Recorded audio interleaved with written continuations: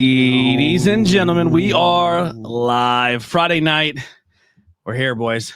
We're back. All of us are back. Yes. Your contract disputes have been over. Now, you were booked. We gave into his demands. He demanded a bag of smart food, Krispy Kreme donut that are popcorn. definitely not potato chips. They're not some type of potato chip. Yeah, so we met your rider, and now you're back. You know, you're collecting the belts everywhere. Mm-hmm. Yeah, bill collector. We got That's what he was doing when we collecting. were talking to Johnny Moran last Friday. That's what Andy was doing. Yeah, we'll get to that in a second. First, let's thank Sure. our sponsor, Abaddon Tattoo Studio, a unique professional experience nestled in the small town of Pine Grove, Pennsylvania. They provide high-quality tattoos and piercings in a relaxed and professional, sterile environment. You can check out our links below to go grab some of that, some of their info. Not grab anything, but you can check some of their info out, get a tattoo, book it, say you heard it from us, and we'll have some fun.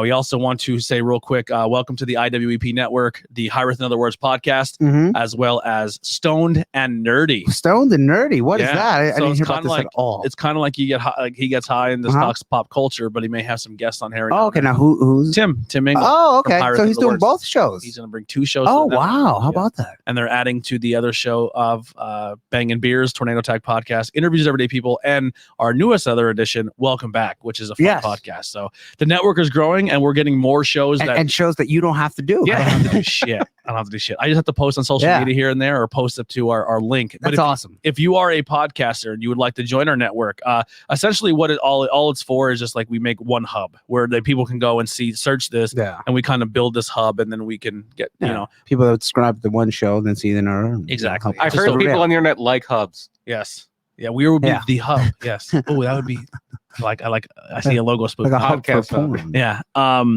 I will say this though, if you are another wrestling podcast, we probably don't need you. Well, no, I would be open to it. Maybe but if it was like you and us in a steel cage. That's what we're if saying. If it was like a certain theme or something, like let's say it was like, oh, it's the show that reviews WCW Nitros or something. Yes, but I would even say this: I would love to have you, but I think the better fit for you, if you want to join a hub of wrestling podcasts, we heading out to the High Tension Wrestling Network. Oh, okay. Yeah. And I think that would be the good fit. Because this show is on the IWP network, but it's also on the High Tension network. Like we have, this show is kind of on two different networks. Because that is a family network. It's two hubs of podcasts. But if you had like a general news wrestling podcast, and would clash with this one. Yeah, you see, if one podcast network likes another podcast network very much, and then we make podcast babies, which is a kind of an announcement. The new show has been announced already on our live stream.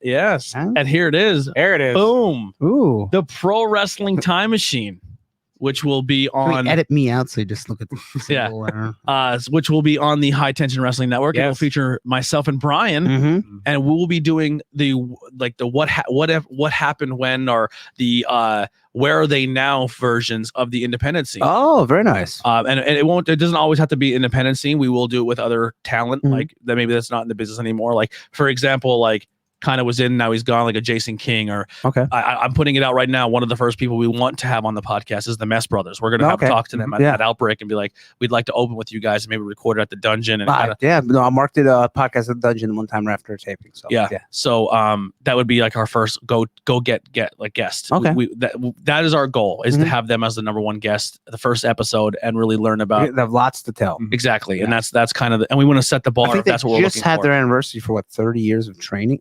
25 or something in a training center of them running it. They took it over from Jimmy Dio. So lots of stuff to learn. Yeah, the concept is just kind of celebrating people who have made indie wrestling, especially in this area, what it is today. Oh, very nice. Of all kinds. Cool. Yeah, and then we go back in time and learn about it. Yeah. So that is our premise. Time machine. Patreon, if you guys would like to help us. So here's my I don't like doing this. I get really uncomfortable doing this, but it is something I feel like I have to do right now, because I'm kind of not desperate, but it's something I want to do. So what a lot of people don't realize too is not only this podcast makes podcasts, but the equipment that makes podcasts. But a lot of this equipment you're seeing being used helps independent wrestling. It helps film shows. It helps capture moments for shows. And we're pretty much at the point where we can almost run an entire show equipment wise.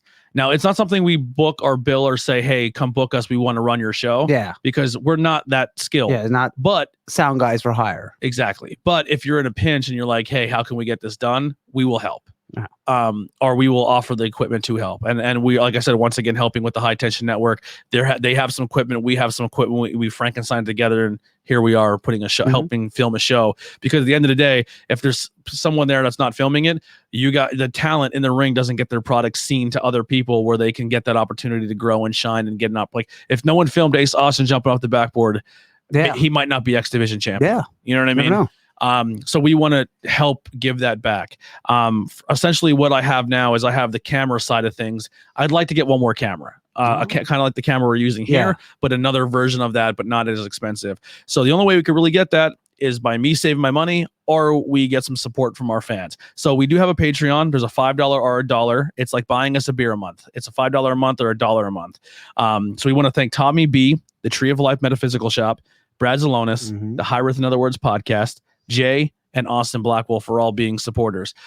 We also do have merchandise. You can check out our TeePublic or our Teespring. If you anything that you can get would go to help us hit that goal. Yes. So just something to think about. We will be helping kind of film a show coming up very soon, which is pretty exciting. And so that's kind of what I'm striving for. There's some equipment I want to get that can help not just the podcast side of things, but more or less to kind of help outside. Because we have a situation now where most of the stuff you see on the table stays here at the table, and then I just take 2 other bags to show, which is more practical. Yes. So if something gets destroyed, I'm not completely screwed. But yeah, anything you guys can do to help would be greatly appreciated. If you are watching, the live chat is open. Talk with us. Our topic tonight is going to be Sensational Sherri, which we will get to in a moment. Scary Sherri. I can't do a Sherri impression. So type in the chat if you guys want to have something you want to say, talk about. Thank you guys. If you could share it, let me know you shared it. That'd be super cool. We'll give you a shout. I'm not sure. And if you're looking for a sound guy for hire, Chio is a sound guy for hire. So absolutely fantastic. Chio, Valentine, and he will help you with your sound troubles. Yep. All right, let's get into Weekly News. Some stuff just kind of broke, right? Yeah, breaking today as we record this on the 25th of June, the year 2021. Many more releases. It's another round of releases. This is what, the third round of releases or second round of releases? We did pretty much suspect this was going to happen. Yeah. And these are mainly not main roster. This is NXT and 205 Live primarily. The biggest names, I would say, because they did have such a run on the main roster, Breezango, both Fandango and Tyler Breeze were released. I think Fandango can go places. Yeah, I mean, Tyler Breeze is a very good wrestler. I don't know if maybe he goes back to Canada or... I could see him in Impact. Impact, he would be very good. Can you see him being a kind of like a trainer somewhere? Maybe. He could. Yeah. It's kind of crazy. They didn't ask him to do a trainer spot in NXT. I don't know. They just never had faith in him. For whatever reason. Their tag team was very entertaining, like at AEW. I know everyone says, I know the go-to is like AEW, but like what they try to do was sometimes with being a little silly and not taking themselves so seriously, they would fit perfectly in AEW as a tag team. Yeah, I thought Tyler Breeze kind of peaked in NXT before he went to the main roster with the Prince Pretty thing with the wrestling Jushin Liger on the first Takeover Brooklyn. That's where the shirt is actually from. He was Gargano before Gargano. I don't know if he was that good. Yeah, but I mean, he was the one the fans rallied around. Like he was like the face of NXT. I don't know. I think Sami Zayn was the face of NXT at that point, or Kevin Owens. Yeah, but he was a very, very, very good hand in the upper mid card as a heel. I think that's where I would put Tyler Breeze. He was a guy. If you needed if you need a baby face to get a big win, Tyler Breeze is your guy to have him beat. And then, I mean, the Breezango team was a lot of fun. I didn't like it as much when it became all about let's do a goofy outfits, let's make them astronauts or lumberjacks. I liked it. I like my jokes to have a little thought behind them. Yeah, and I liked a lot of. I would love it would be Beth Phoenix on commentary where they came out like as plumbers and they're like. And they're plumbers today, but they said something about giving me a discount about getting my pipes cleaned. That's good. Yeah, that's a good line by Beth. I think that if they were in like Impact or somewhere, I think Fandango might have a little more upside. Yeah, just because I was a big fan of Johnny Curtis in NXT, the old NXT with the redemption points and stuff with him and Derek Bateman, who was EC3, and Connor O'Brien, who is now Connor of the Ascension. And the Ascension and Breezango were so funny in those Fashion Files too. Yeah. Actually, the Ascension, the Awakening, I kind of brought that up to them when I met them at PBW. And I was like, hey, man, I know your main roster run wasn't amazing. But I really had a good time watching you guys do the fashion police stuff. And he goes, we had a really good time doing it. Having fun, yeah. Almost to the point where probably we had too much fun, and that's why they took it away from us. Yeah, probably. Well, I know, like, and those old NXTs, Victor wasn't really a part of that.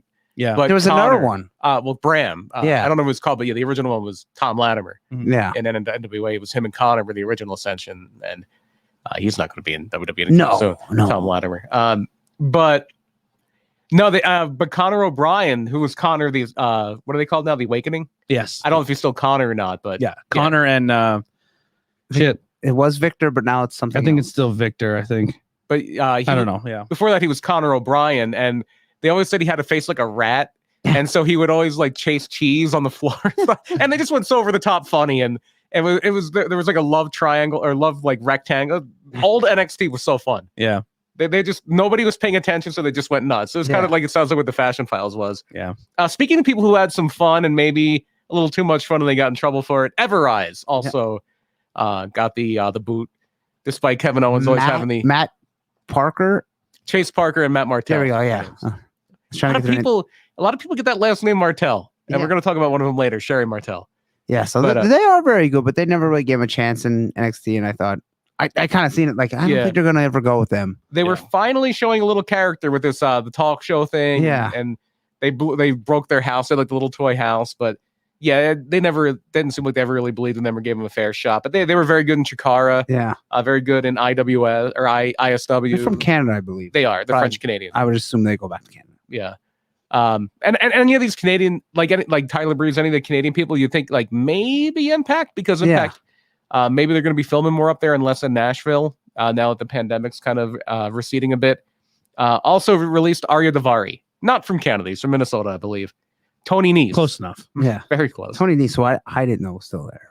Also, I like Tony Nese. I think he's I thought the only thing he lacked was maybe some charisma and character. Great body, looked great, and was a good wrestler. A lot of that character charisma could just be he wasn't given the opportunity to do so. He could, but sometimes when a guy comes to the ring, you could tell if they have character or not, because like they could tell you, hey, don't you're this character, but like you can still shine. Yeah, like Alexa's gimmick might be the shits, but she's still doing the best she can with it. You can still tell that girl has something, but this character is probably not. Yeah, you weren't here last week. We were talking a little about the Offer Shots podcast with the Iconics. Okay. And the one thing that they were talking about really heavily is like the criticism they've been going through, where like you suck in the ring and one's the fat one and one's the skinny one, and then the skinny one becomes the fat one. Well, that's the shit they were getting. Yeah. All the girls get stuff like this. It's terrible. It's shitty. Yeah. And but like when they came out, you like they're really good talkers. Yeah. And they jumped off the screen every time they're on it. But even when they were like, oh, you're not that amazing in the ring, and there's a lot of times where we weren't given the opportunity to like really work with our opponents or really do stuff, and like, we were told to go out there and kind of not be amazing because we're the chicken shit heels. Yeah. So like, I mean, there's some truth to that. And then they're like, it's kind of hard to be flashy when all we really can do is an elbow drop and a snapmare. But if you give me 2 minutes, I'm going to make the best of the 2 minutes. Yeah. That's on you. Are there any Lance Storm people left in WWE? Oh, probably not. Yeah. Peyton was Lance Storm, right? Oh, yeah. Peyton was Tyler Breeze was Lance Storm? Yeah. Yeah, I don't think there's any. No, Ember's Booker T, right? Yeah. I don't think. Yeah, there were a ton. Yeah, Emma. Interesting connected dots there. Yeah. But as I say, like sometimes we don't really know what people are capable of until they get out of the system and go somewhere else to see what they're actually capable of. I've heard sometimes they tell the ref to tell you to do a chin lock and stuff. So it's like you could say, but like if you only have 2 moves and you still do the 2 moves badly, and that's not them holding you back. That's you. Yeah. But it is what it is. Yes, and next one on the list. Definitely. August Gray, who was a 205 Live regular, is formerly Anthony Green in Beyond Wrestling. In fact, he is the one where I guess they already taped 205 Live, and they said his match is now a loser leaves town match because I guess he loses. Spoiler. Yeah, so if you were watching that match, I wonder who's going to win that one. Well, I think the one leaving town might actually be 205 Live. Let's get more of these releases. Yeah, which is a shame because isn't there someone that kind of came from this local scene or this area? Alex Zane, but he's already been on NXT too, and the other guy from GCW. I forget his name. Not this area, but our this I would say this local area. Alex Zane. If you're the one the Leaf Frog people are hype about. Yeah. Alex Zane. Yeah. And he's been on NXT TV already. It's kind of like I think they're just taking the people they want from 205 Live and pushing them on to NXT. Which we've been asking as fans to just do with 205 Live. Yeah, because I mean they are like it was, garbage anyway. So I mean, why not just put it all in NXT? They are treating the Cruiserweight title as more important now than they ever have. So they're taking a lot of steps with that. Looks like Roddy's going to be in the cruiserweight division now after NXT. You have your Diamond Mine. They finally paid off that. And you have your Diamond Mine stable. That looks cool. Yeah. Roddy. I don't know the Suzuki. I'm not familiar with him. He was, because he wasn't really a New Japan guy. Yeah, I seen the picture of them. I'm like, who's that? I don't know. Hideki Suzuki. Yeah, he was an IGF guy. He spent a lot of time, and this is true. This is the wrestling I love. He spent a lot of time under Billy Robinson. Oh wow! In the Snake Pit. And yeah, he's an older guy, but he was kind of bigger when Japanese wrestling was in its doldrums. Oh, okay. Like he did a lot with the Noki Genome Federation. He was in Big Japan. He was in 01. But it's funny that NXT even hired him because you know how they are. Like, oh, you're over a certain age, we can't use you. You're too old. Like Mickey James. I seen this. She's a dinosaur. I think they brought him in mainly as a coach. The fact that she didn't get a send off is fucking bullshit. The fact that they use her for 3 years. Yeah, if I'm not trying, I don't want to play that man woman card, but like if any man on the roster was a 6-time, 7-time champ, they wouldn't have been released the way she was released, and not have her got like a going away thing. Then again, they don't really do that unless you're Ric Flair. Yeah, like who was the last guy that got a big? The Undertaker. Dean Ambrose was the like. Yeah, Dean Ambrose, because that was when they always wanted to have these. Well, they treat Trish and Lita every time they show their face on TV like they're the gods of. But they're not getting released. Yeah, like they're not on a current. They both contract. left. They both left on their terms. But even the fact that they get that respect, like I feel like Mickey never gets that respect that she deserves. Like even when she was there, I agree. I don't think a lot of people do. They're like, here's Mickey. You know what I mean? Yeah, like, they never valued her. They never saw Mickey at the Trish Lita level. Yeah. Ever. And I love Trish and Lee. That's not a knock against them. No. That's just I felt like Mickey James was in their category and she never got the respect she deserved. And now they announced she's going to be wrestling at the NWA anniversary show. Oh wow, I want to watch that. Not the all women's show. She's going to be producing that. They said, I forget how they worded it. She kind of threw some shade. She said, "What kind of idiot would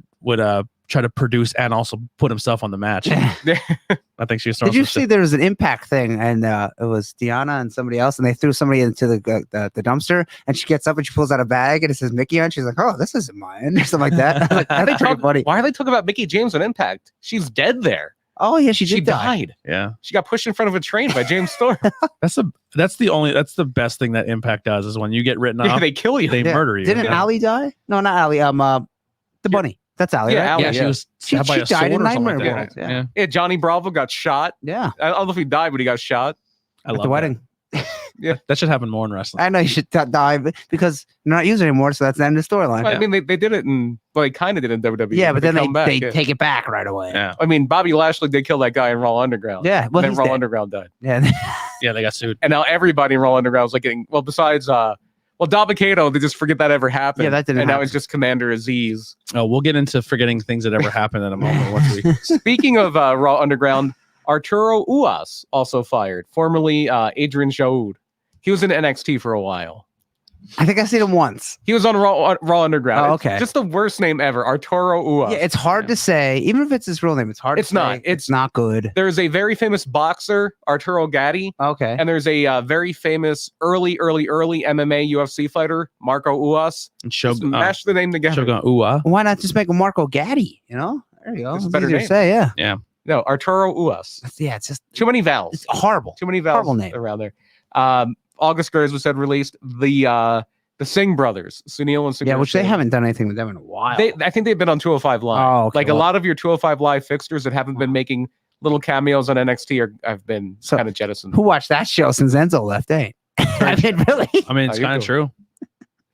true. Kurt Stallion also released. He was another 205 Live. No idea. And then there's one more release. There's a few more here. Oh, is there? Yeah. Okay, go ahead. Marina Shafir. Oh, yes. I thought she was released last. Oh, Jessamine Duke this is was the other released one. last. This is Roddy's wife. Roddy's wife. Yeah. Killian Dane release. Which I thought they could have did some with him.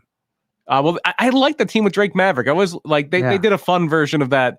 You know, he reluctantly, Yeah, the little. begrudgingly is going to start liking the little guy. If you're Drake Maverick and you're looking around like, I am not answering my phone right now. Yeah. He's like, fuck, man. I got cut. He can't pull the "I'll cut a sad promo" again. No, Yeah. that only works once. Yeah. Yeah, he got cut, and then you survived 3 more waves after. You're like, oh my god. And they haven't been using you. Please, And God, and if please, you're saying, God. oh well, they're not going to cut people they cut and brought back, also cut Tino Sabatelli, Yeah. who they cut and then brought back. Yeah. So yeah, And- And Joe coming back. Well, Okay. Joe came Yeah, back as the enforcer, and it's basically when Steve Austin was the sheriff of Raw in like 2005. Drove his quad around, yeah. But he did choke some people out. So Well, I mean, You would think. I don't know what his medical thing is. They always said like he wasn't cleared, but one of the You don't things have is to be he cleared wanted to to take leave. bumps. He wanted to wrestle, and that was the thing with him too. Like they're not letting me wrestle. yeah. So maybe he worked something out. Like I'll come back, but you better use me somehow. But I mean, the thing depends. If he can pass an exam, then yeah. I mean, Yeah. the thing with WWE is they are not going to put you in the ring if the doctor says don't. That's just they don't play around with that. Which And- is crazy, compared to what they used to do. Yeah, So yeah. it's You like, just be like, oh yeah, just put that guy in the ring. Yeah. yeah, just hit him with the Bret head. Hart had a stroke. Put him in Yeah, the ring. Hit him over the head 15 times with the chair. That's all right. He'll be fine. I mean, with Roddy Piper, it may have. I know he passed not too long after, but it may have added a year or two to his life because he found out he had cancer by taking a bump in WWE. Yeah. Oh my God. So those are your releases. Yes, we had one more though. The writer. The writer. So this is the first little topic I want to. Kenise Mobley. I'm probably saying it wrong. I apologize, but I guess she's been a writer for a little bit now, not very long, but for a little bit, and she was brought in as a comedy writer.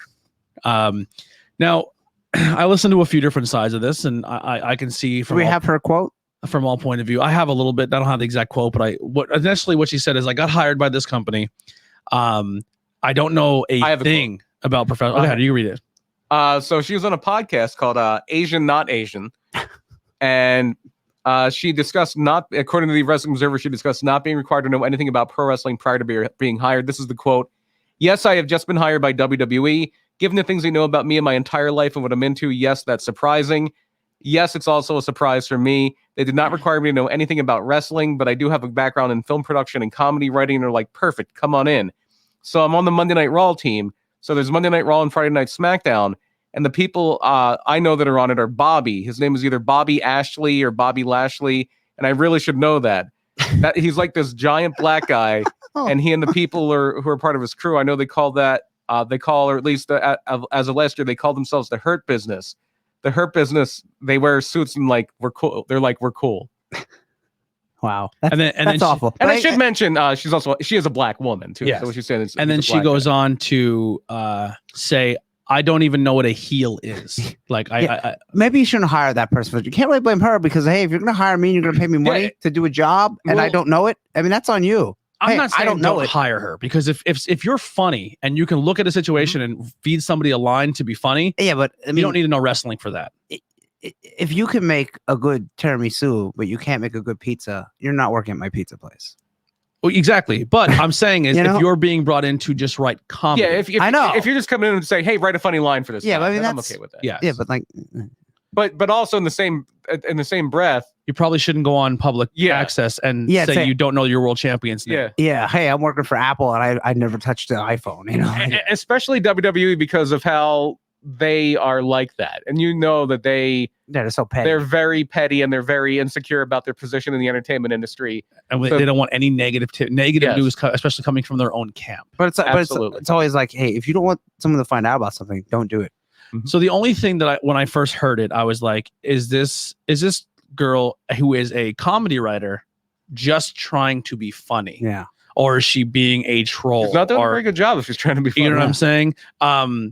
Because this is a business people they do take very seriously. Mhm. Like the fans take it serious, Mhm. everyone takes it serious, and just to kind of go on there and be like, I'm here and I don't know what I'm doing. Yeah, and I kind of don't really like it. Yeah. It's like, it was a bad look. Yeah. It was a bad look. but there's many comedians that love wrestling that they Yeah. can hire, you know? Patrice O'Neal, the late Patrice O'Neal, Yeah, he a loved it, very yeah. famous comedian. He was a WWE writer for like, I think it was still WWF at that point, for like 2 months. He was like, yeah, I can't deal with that. Yeah.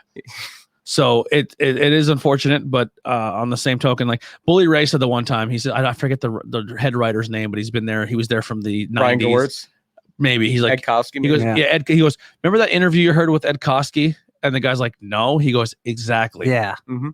I mean, but she probably didn't know. Well, she didn't know nothing about wrestling. So she didn't know.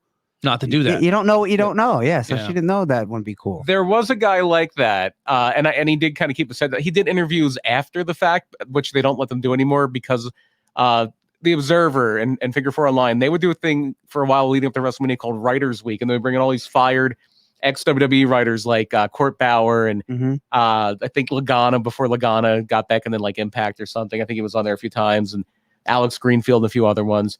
One of the guys who has this guy, Larry Mullen. He was this old guy, and he was like up in age when he started working for WWE. He started working for WWE around like 2002, but he had written a lot for like Beverly Hills 90210 and all the way back. He wrote for Chips. Oh wow! In the 80s, and he wrote Jeez. for and he came in later. He didn't know a whole lot about wrestling, but he knew a whole lot about writing TV shows. Yeah. And he said like, he was like, he didn't rock the boat. It was there, but he talked about later, like, I felt like a fish out of water. Yeah. And now they make, so this doesn't happen anymore. They make their writers sign NDAs. Yeah. So you never hear about writers talking about. Yeah. So How it maybe was she like could that. even broke an NDA. Who Yeah. knows? Yeah, So, you never know. so she was also released.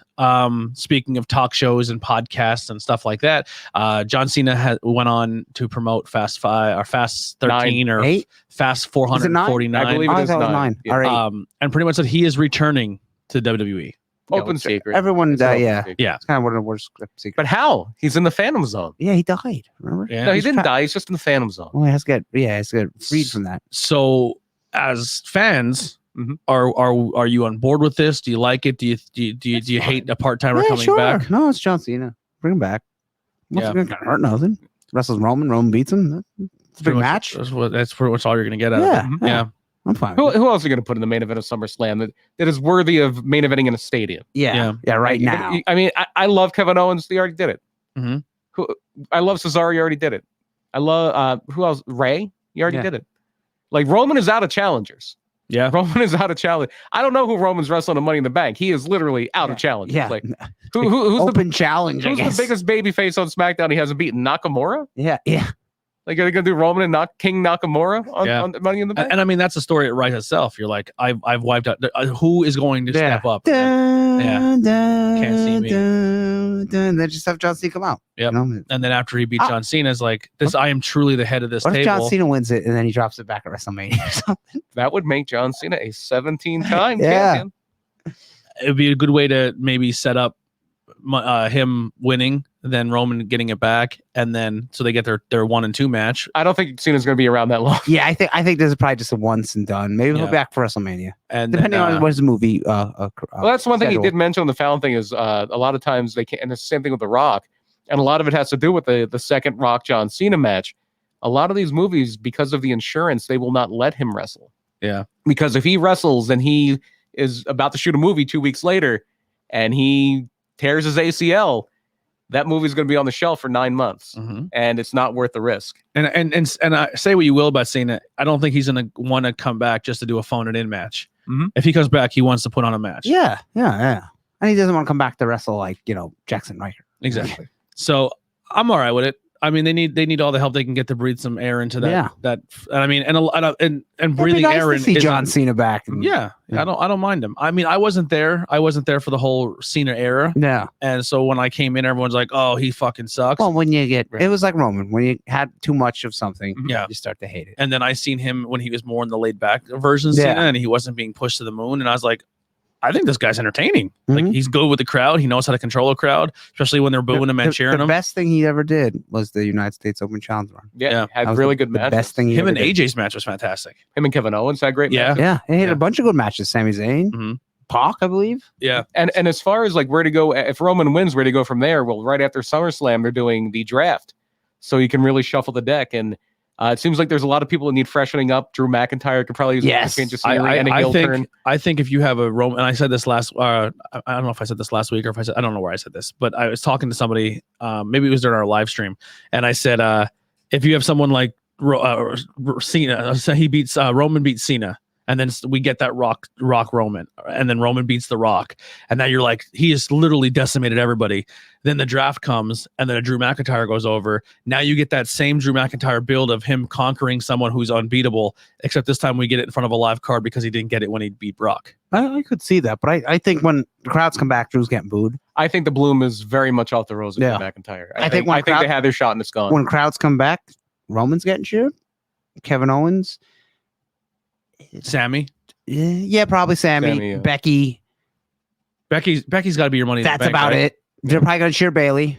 Yeah. I would love to see Sammy get Money in the Bank. Yeah, he that'd be would be great. the great guy to get that, like what the Miz just had, like not a long world title reign, but maybe not against Roman. Maybe put him on the other show, and he rolls up Bobby Lashley. And, I feel like we're gonna get like Edge with the Money in the Bank. Yeah, I can see that against just make. I hope Rollins, not. I can but see yeah. definitely.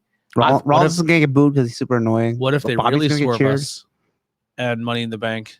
Surprise, it's two-time. person. Daniel Bryan comes back. To with sign Money in him the Bank. first. Yeah, I that's fine. I'm gonna say no, but I'd be okay with it if it happened. Yeah, I think Daniel Bryan's one of those guys. If you do sign him, he's not someone who's gonna go leak anything. So he can be a guy that's like, if he's signed, he's not. You'll never know. Yeah, And another guy as far as like a dark horse, because I think his time where he's been is pretty much done now. Finn Balor. Yeah, Unless they're going to do Finn Balor and Walter now. Yeah. Walter. Unless they're a doing lot of people that. are saying Cole, but with where the champions are currently, I just can't see them doing something where he comes up and beats a Roman or Roman and against Bobby. Roman or Bobby Lashley. He's going to look so small. Yeah. He's going to look so small. I wouldn't even book it. Yeah. Women, I feel say like put the Money in the Bank on Big E. I would like that finally too. give it to him. Let him run. They said something, put him back on Raw, put him back with New Day. No, don't do that. So unless we have a still New Day separate. talk here. So we had a Hell in a Cell moved off the pay-per-view to go on TV on Fox. Yeah. USA seen that and said, "What the fuck? You've been here for how many years and we never got a." We did 25 years ago. Yeah, Kane of Mankind. Eh? Yeah. So they're like, "Why don't we have one of those?" So they gave them one. Which I feel like right then and there you just diminish Hell in a Cell. Hell in a Cell's been worthless for a long time. Yeah. I mean that's the nail in the coffin. What was the though. last great Hell in a Cell match? Well, I know a lot of people like the Becky Sasha one. Yeah. I think most of the women had good matches every year. Yeah, but when you get 3 in one show, you're like, what was the last Hell in a Cell match that felt special? Yeah, none. Maybe Undertaker and Brock when they were like ripping up the ring and stuff. Maybe. Yeah. If they do it once a year, what killed that was naming a pay-per-view. Actually, you know what Hell in a Cell in recent memory that I'm just top of my head that I felt like was a good Hell in a Cell that meant something because it was a blood feud that ended in a Hell in a Cell. The New Day and the Usos. That was very good.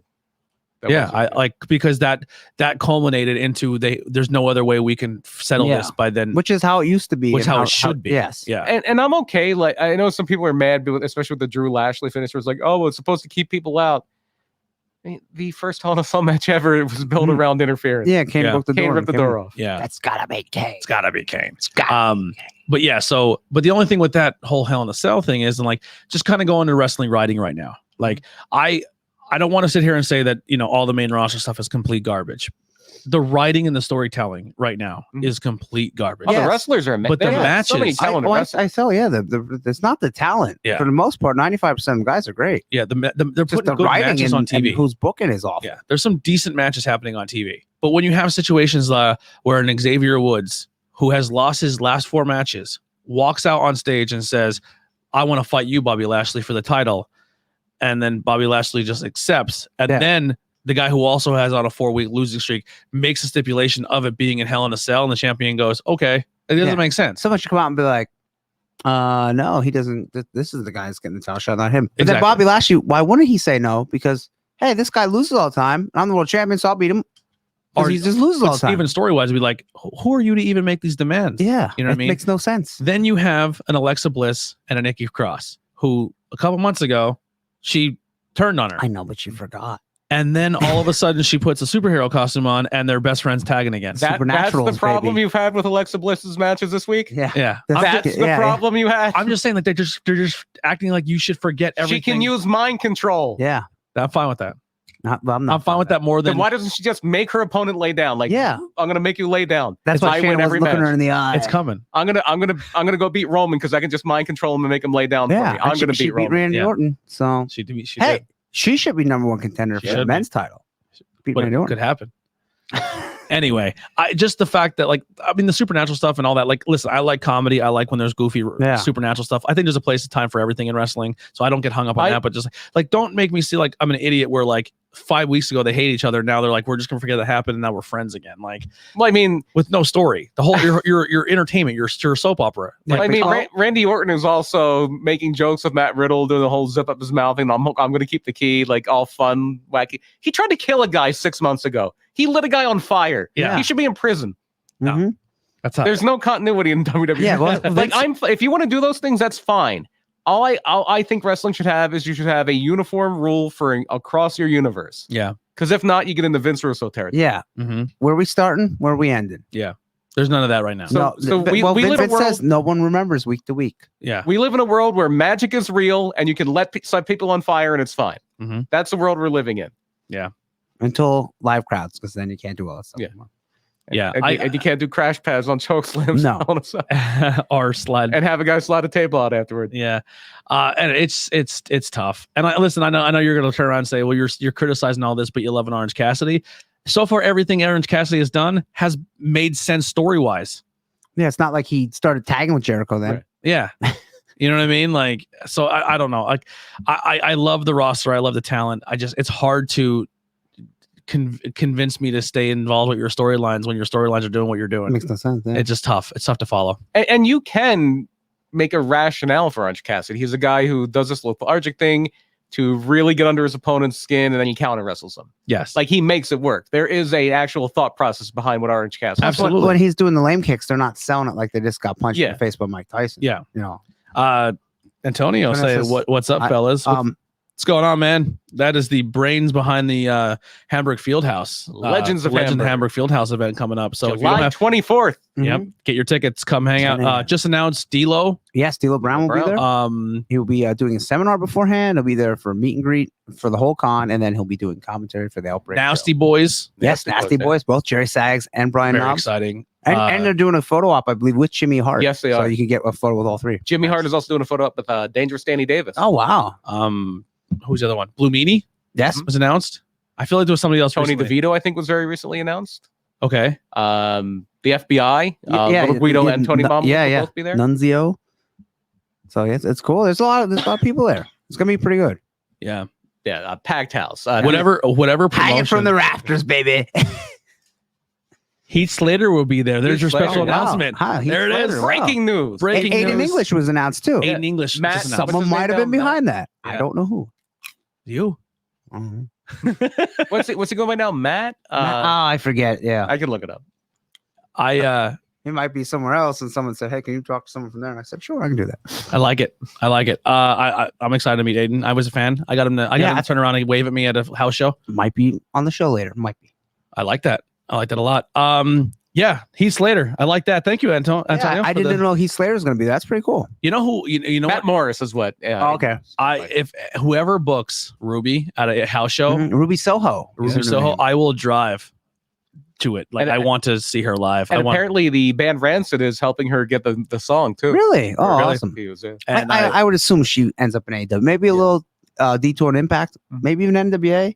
and wherever then the AEW. Iconics go, I would follow to go. I would. They wanna are see a good act. I mean, like I said, Peyton a little better in the ring than Billy, but they're. I fell in love with them. entertaining. I fell in love with them even more with the podcast. So I think there's a beautiful thing about podcasts, and you get a really good interview, Mhm. and you really get to know the talent. You fall in love with them more, and you're like, man, I really respect what they do. Yeah. One last announcement, then we'll get in. If you guys have anything else, and then we'll get into the topic. If you really want to listen to a cool podcast of someone who's been kind of tearing it up on the indie scene in the tri-state area and all over the place, Effie was just on Renee's podcast, Oral Sessions, Mhm. but it's the actual interview. So I didn't know this. I just kind of tagged it and said I'm gonna listen to it later at work.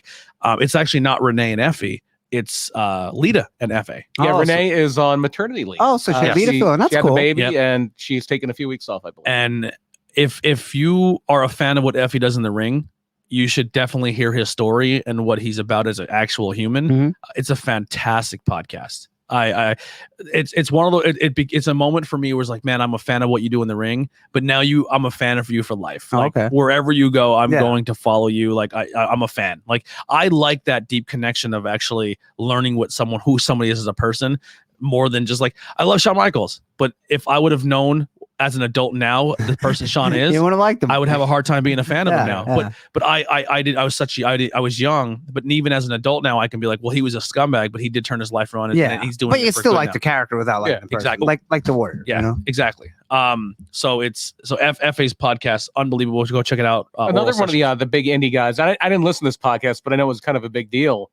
Now that his talk show has ended this week, Conan O'Brien has a podcast now, Really? and it's called Conan O'Brien Needs a Friend.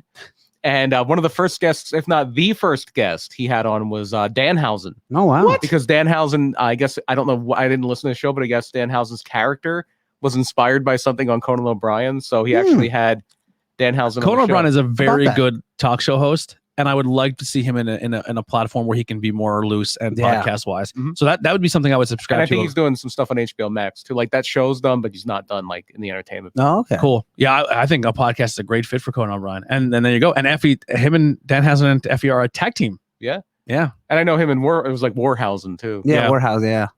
So also, but while we're talking about Legends of Hamburg as well, let's not forget the joint tornado tag high tension wrestling camp leapfrog table. Yep. Mhm. Where not only will we have Andy Header, Yes. Selling we'll your have- brand new merch. I forgot to buy keychains. Jeez. Johnny Moran That's at the right. table. Yep.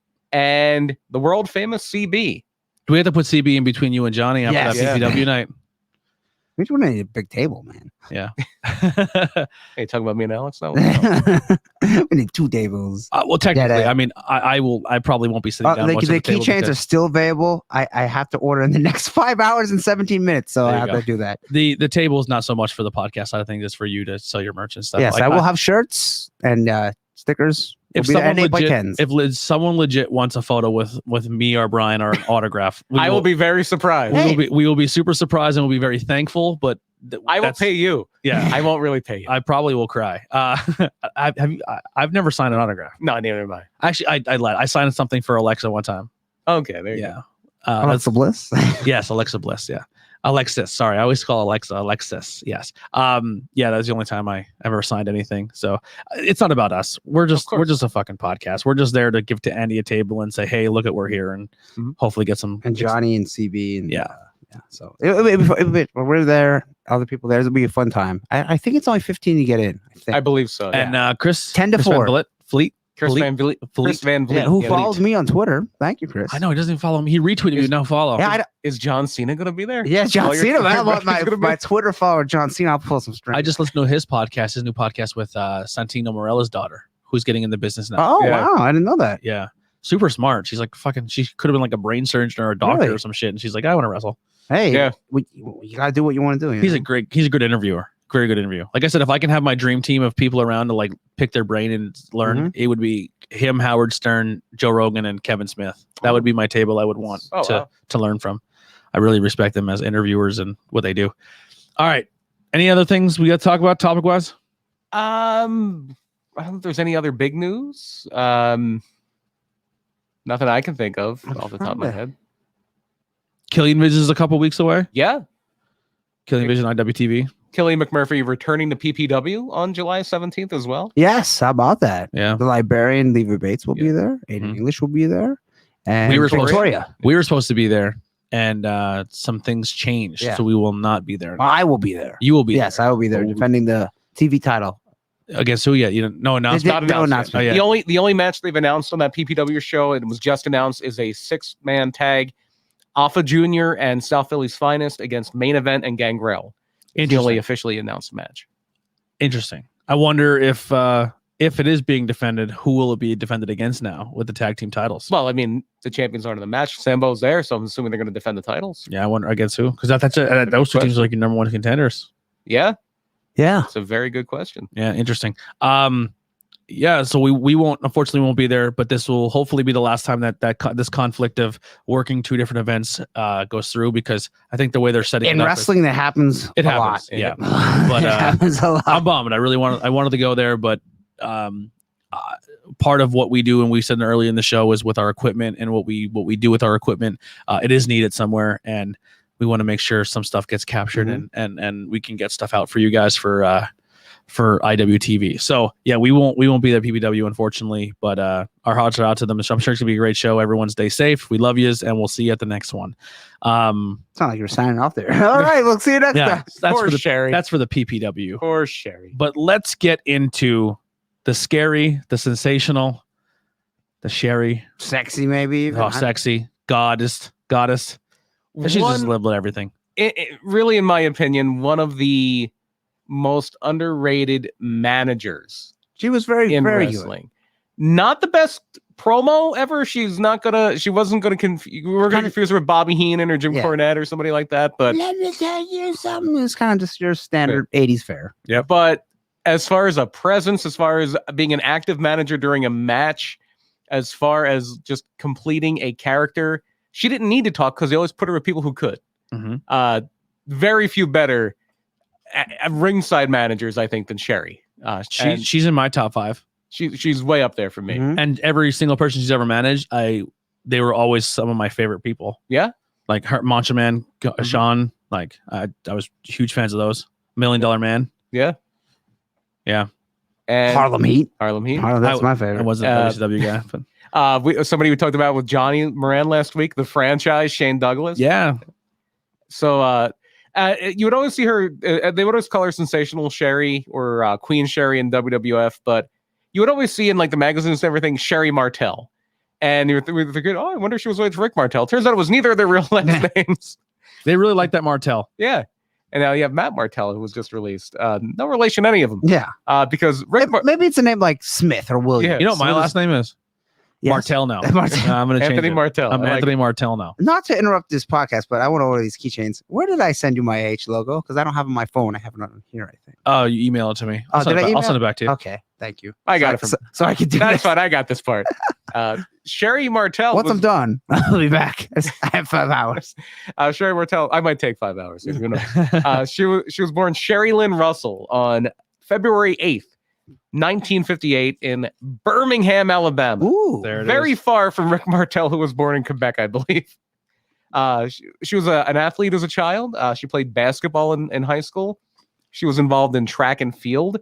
And back in the day, and you don't see this now as much, like a lot of people had mothers or grandmothers who loved wrestling. For me, it was my great-grandmother. And you always hear about the old granny in the matches who would stab the bad guy with a hat pin. Yeah. We always talk about that. Or the stunt granny who would get thrown over. They always said my great grandmother watched wrestling back in the day. So that would have been the 60s and the 70s. Depending on what independent show you go to, there's still some grannies out there who really get into it. So Sherri would go to wrestling shows with her mother and her sister. Alabama, I believe, would have been the Mid-South territory. It would have been like Bill Watts. Yeah, or would have Georgia Championship Wrestling would have went into Alabama?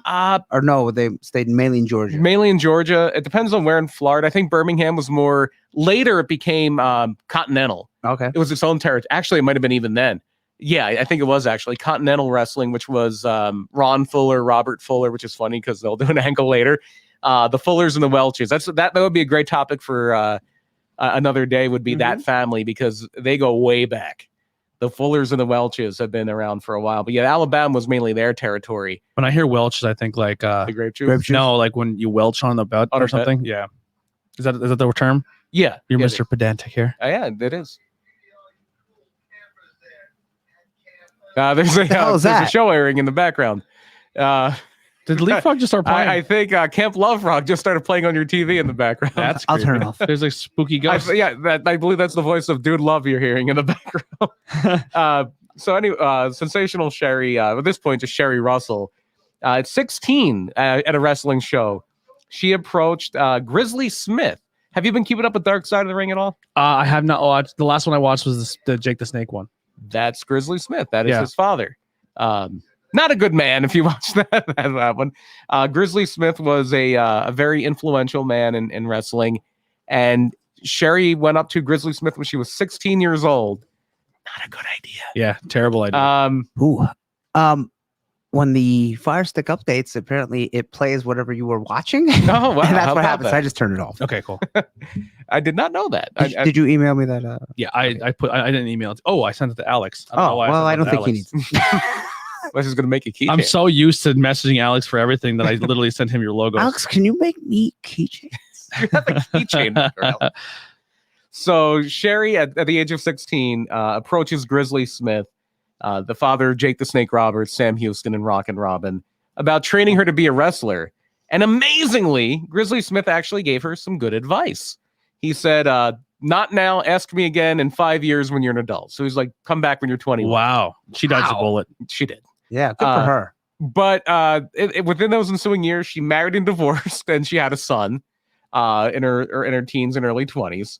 I never knew that. Yeah, she did have a son. And then when she did reach her early 20s, she was like, yeah, I do want to wrestle. So she wound up moving to Memphis shortly after her divorce. And she wound up with $500 in her pocket, enrolling in a small school in Memphis run by a wrestler that I've never heard of named Mr. Personality Butch Moore. Mr. Person on Butch. Nothing about that rolls off the tongue. No. It's like a long t-shirt. Maybe it's like Butch Morrison. I don't.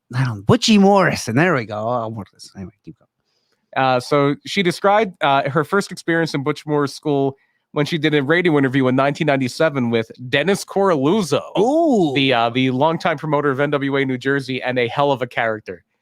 So Dennis Coralluzzo had her on, and she talked about this first day in wrestling school. She says, now I walked in there the first time with my $500, 20 years old with $500. I'm going to be a big lady wrestler, you know. So the first thing he does, I mean, he's a big guy, bleach blonde hair and eyes could stare through you. Anyway, before he says anything or took my money or asked me anything, he comes up to the front desk and slapped the living piss out of me.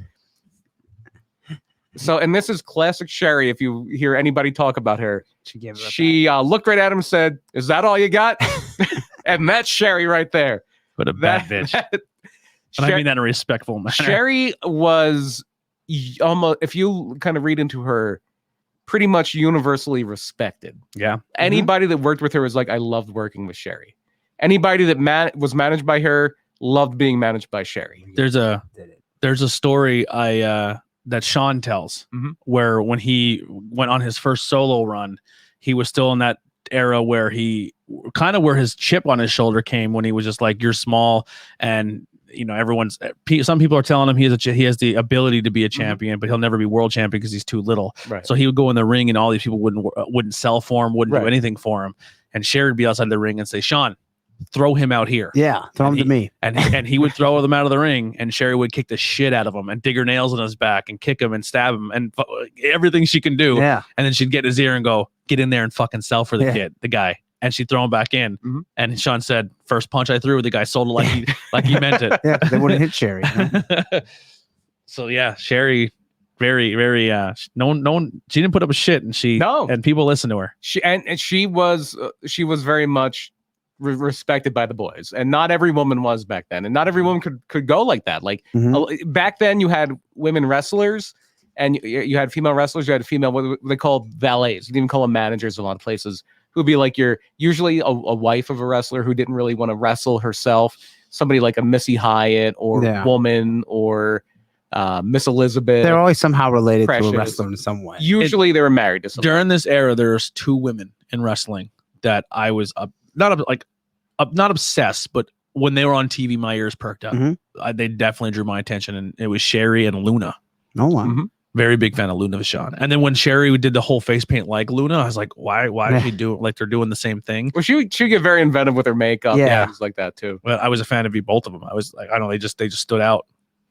And with Sherri, that camp, she learned a little bit there, but she kind of did her finishing school where every woman went to train before a certain amount of time, and that was with the fabulous Mullah in Hattiesburg, Mississippi. Mullah and Donna Christianello were running the school at that point. And we should do an entire show, I think, at some point on Mullah, because there's a lot of bad things there, but it's a very interesting story. If anybody has ever seen the movie, and it's hard to find right now, I think you can buy it on Vimeo. You have to rent it or buy it. It's called Lipstick and Dynamite, Piss and Vinegar. Okay, yeah. It's about Mullah and another old-timey women's wrestler, Gladys Gillum, and a few other people. And Mullah basically ran women's wrestling. Like, she was the iron fist that ruled over women's wrestling from probably the mid-'60s until WWF's explosion when she joined them too.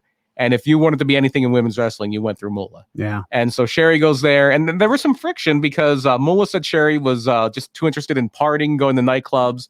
She was still sowing her wild oats in her early 20s. And even Sherri herself said, I was a very disobedient student. But she made it through, and she had talent. She by today's standards, you wouldn't say she was the best wrestler, because back then women's wrestling was very limited. Yeah. A lot of it was the snapmares with the hair and different things that Mullah would do. Yeah. An airplane spin might be a big spot. Sherri was a little better than that. One of the first women's matches I thought, that was a pretty good match, was her and Rock and Robin. Yeah. The one in France where they do the title change. I mean, you want to talk about two people who were ahead of their time. Rock and Robin, who will be at the at Legends of Hamburg. Yeah. I'm so bummed her brother won't be there. Yeah. Sam Houston, I know. Yeah, I really want to meet Sam Houston. Well, Sam Houston comes. No, they're divorced now, aren't they? Yeah. Yeah. Baby doll. Baby doll. So yeah, Sherri called herself a very disobedient student, but she did soon move on to turn pro, and she made her start where a lot of people wind up making their start, and that's in Memphis.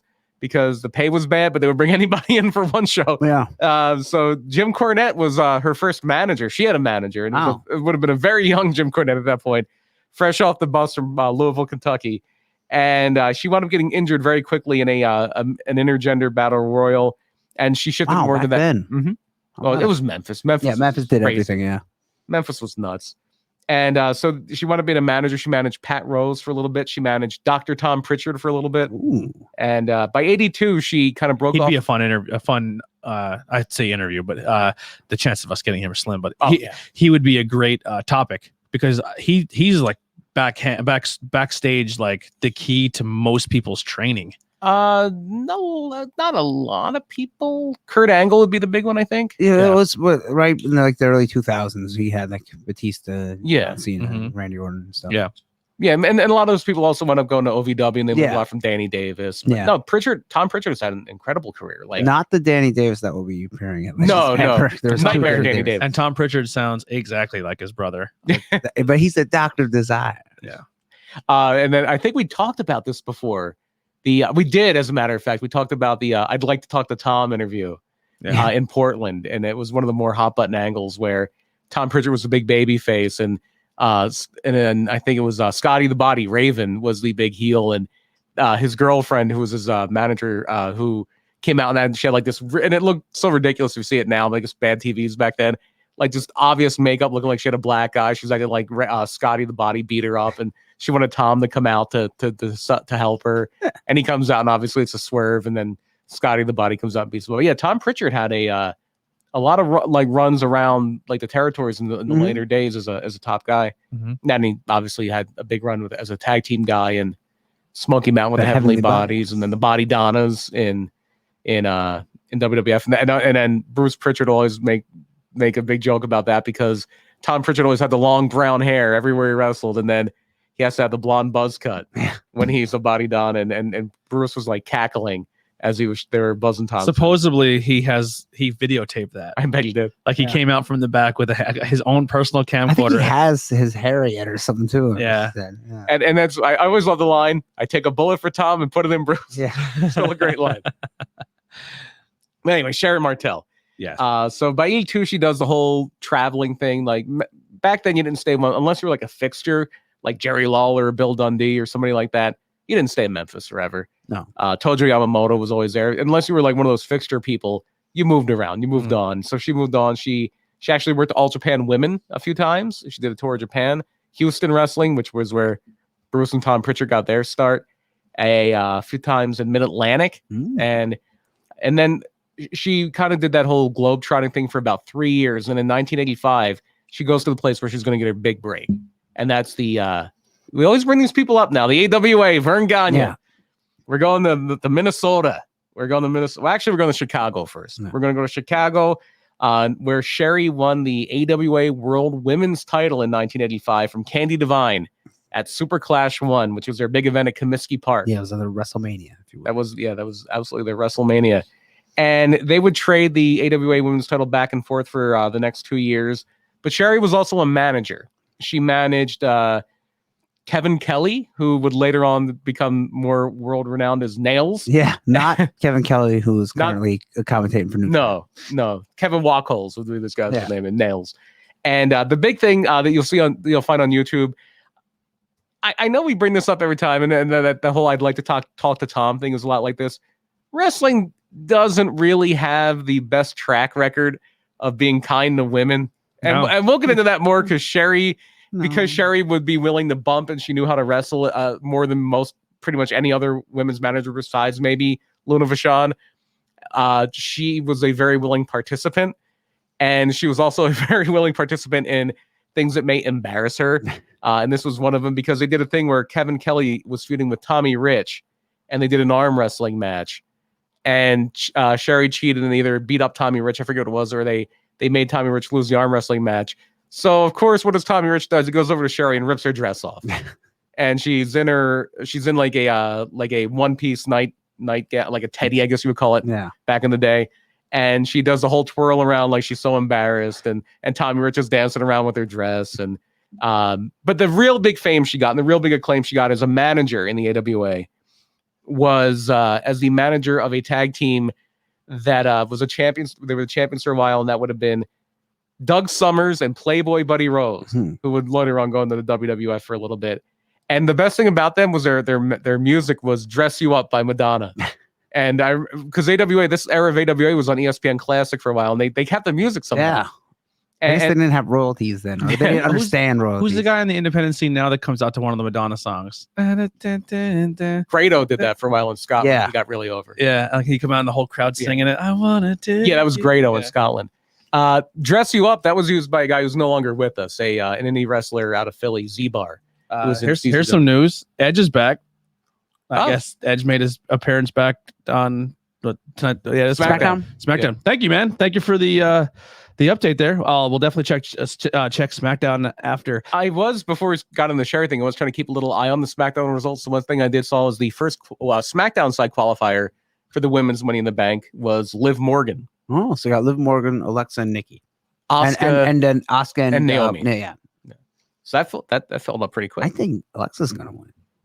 Well, she can Is just there any- mind is there control somebody any to get a spot? briefcase for her. What? Is there any other spots left? Yeah, Usually do three, 8, right? They're going to do 8, so there's Yeah. 3 more SmackDown women. So who do you think about Bailey? I maybe I'm just being. What's her name? Still out with having a kid, Lacey Evans, so it won't be her.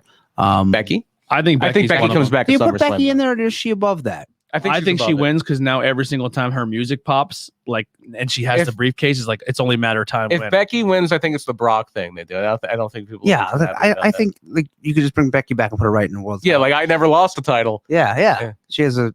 So the only interesting thing with Edge coming back is he obviously is calling out Roman. Is he? Oh, Yes, because well, maybe that's there's your challenger, I guess. Their for- rematch for the next Yeah. pay-per-view. because Edge spears Jimmy Uso through the barricade. Okay, so there's your unless they do like Roman and Edge and somebody, I don't know. Yeah. They'll probably just do Edge and Roman. Yeah. So Sherri was managing Playboy Buddy Rose and Doug Summers, who were the AWA Tag Team Champions for a bit, and they had a very, very long running feud with the Midnight Rockers. Yeah, the Midnight Rock. The Midnight. Do you know who the Midnight Rockers were, Tony? The Midnight Rockers were the ones that were with Cornette, correct? That was the Midnight Express. The Midnight Express. The Midnight Rockers were the Rockers. Yeah. Oh, They were okay, just called yeah. the Midnight Rockers Because they before didn't were the start until Rockers. midnight. Yeah. They didn't start partying until And midnight. every time I don't think they did it at the last PPW show, but every time when we would go to the Hazleton shows and Paul Bowe would come out in the beginning, I'm like, the Midnight, are the Rockers here? Oh yeah, Because they would come out to Living After Midnight. Living After Midnight. Yeah. So I will say it was very cool to be in the ring with that music playing. yeah. Yeah. I wasn't there when Paul Bowe came out. Yeah. I ran out literally just quick enough to see Andy's match. That was, Paul, we were already in the ring, the commentary team, and then Paul came out, and then we threw T-shirts to the crowd. Oh, cool. Yeah. So it didn't last too long because Sherri was only really in AWA for about 2.5 years because an AWA alumnus who was very much in Minnesota, quite a bit in Minnesota. I like the Sherri. Jesse Ventura Yep. was the one who put in a good word for Sherri with Vince McMahon, and off she goes to the WWF in 1987. And very, very quickly, she won the women's title from the Fabulous Moolah. Moolah was a champion for 26 years, something like that. She did really lose it a few times here and there, but they always said she was a champion for almost 30 years. She loses it to Wendy Richter. Wendy Richter flips it with Leilani Kai, but then Richter, they kind of felt she was getting too big for her britches, so they cut her loose, and they had Moolah as the Spider Lady doing before the screw job with Brett, they screwed Wendy Richter because Spider Lady cinched up on a roll up and got the pin. It was Moolah. But they always said, how can you tell? Yeah. We could tell.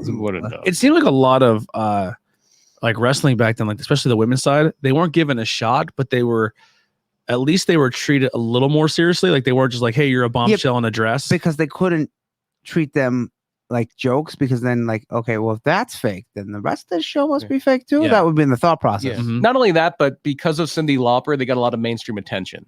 Wendy Richter was a big star for a little bit there. It was a small period of time, but she was a huge star. And she was after Rock and Robin?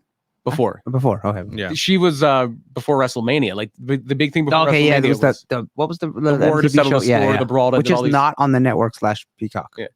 A lot isn't on there. Well, now, I mean, I try to go back and watch old ECW stuff, and none of that. Yeah, stuff's which is there. a shame.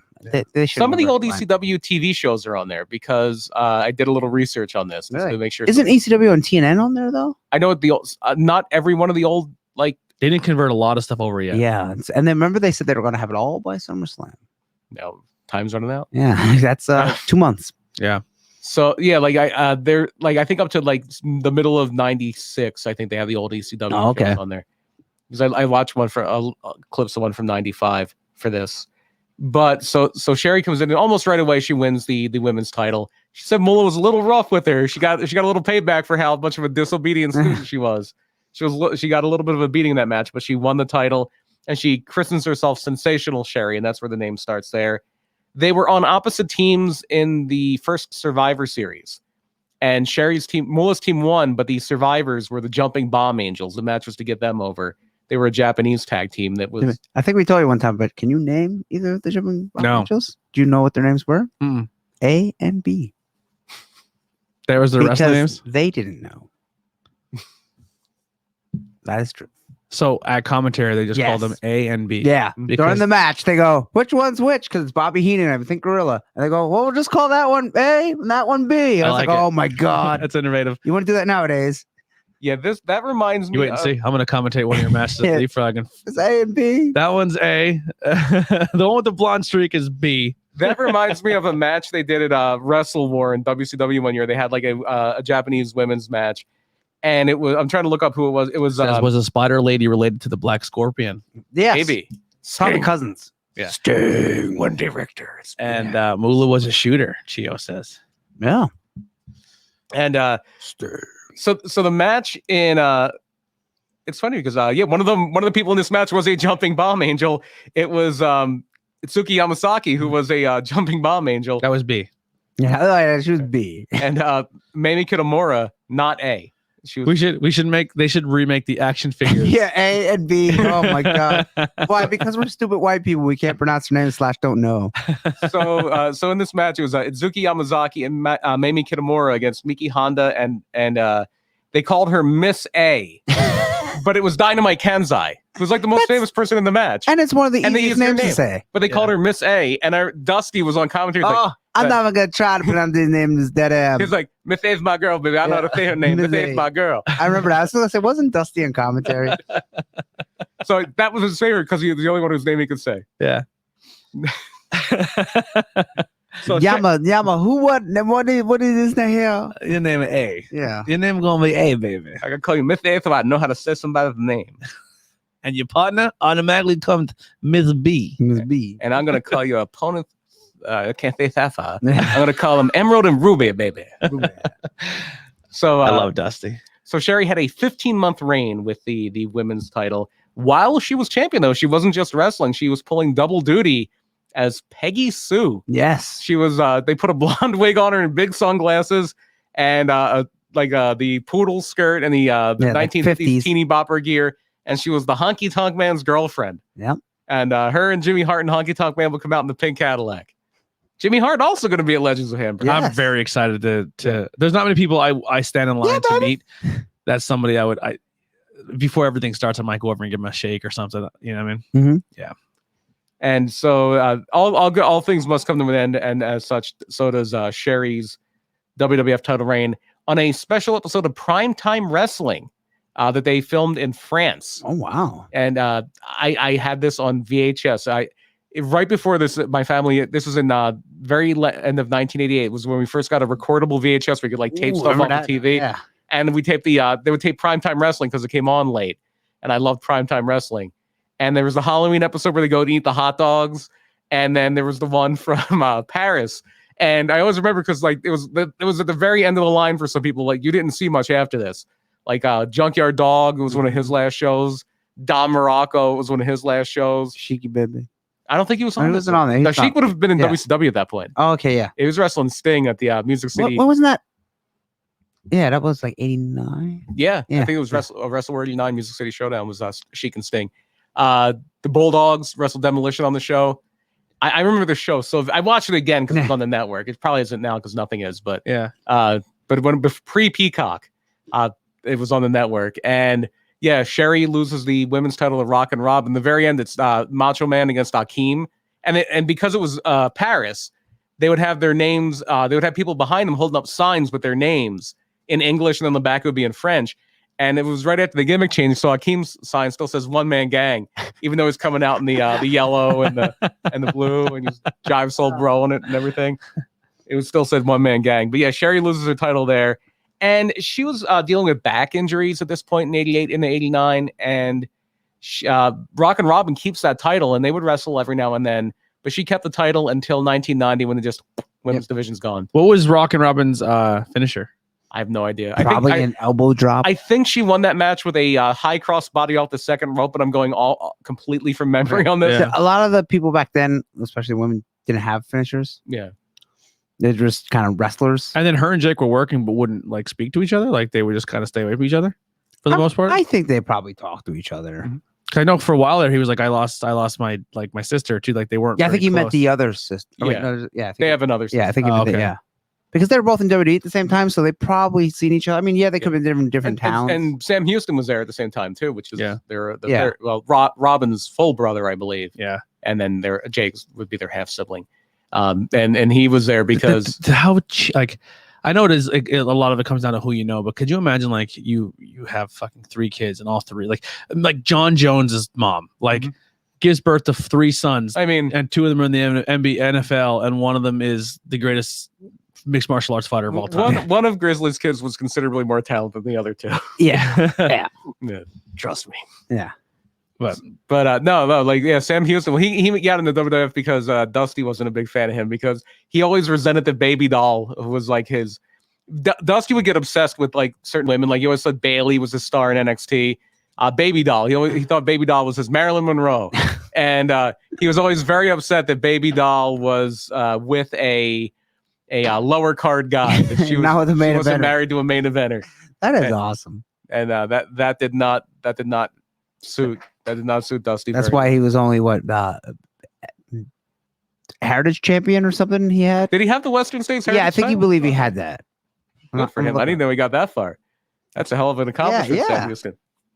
Well, he was also one of those guys like Kendall Windham, who was just like very, very thin. Yeah. In the era of the steroid monster. Yeah. So which it's like, oh, geez. didn't do him many favors. But yeah, so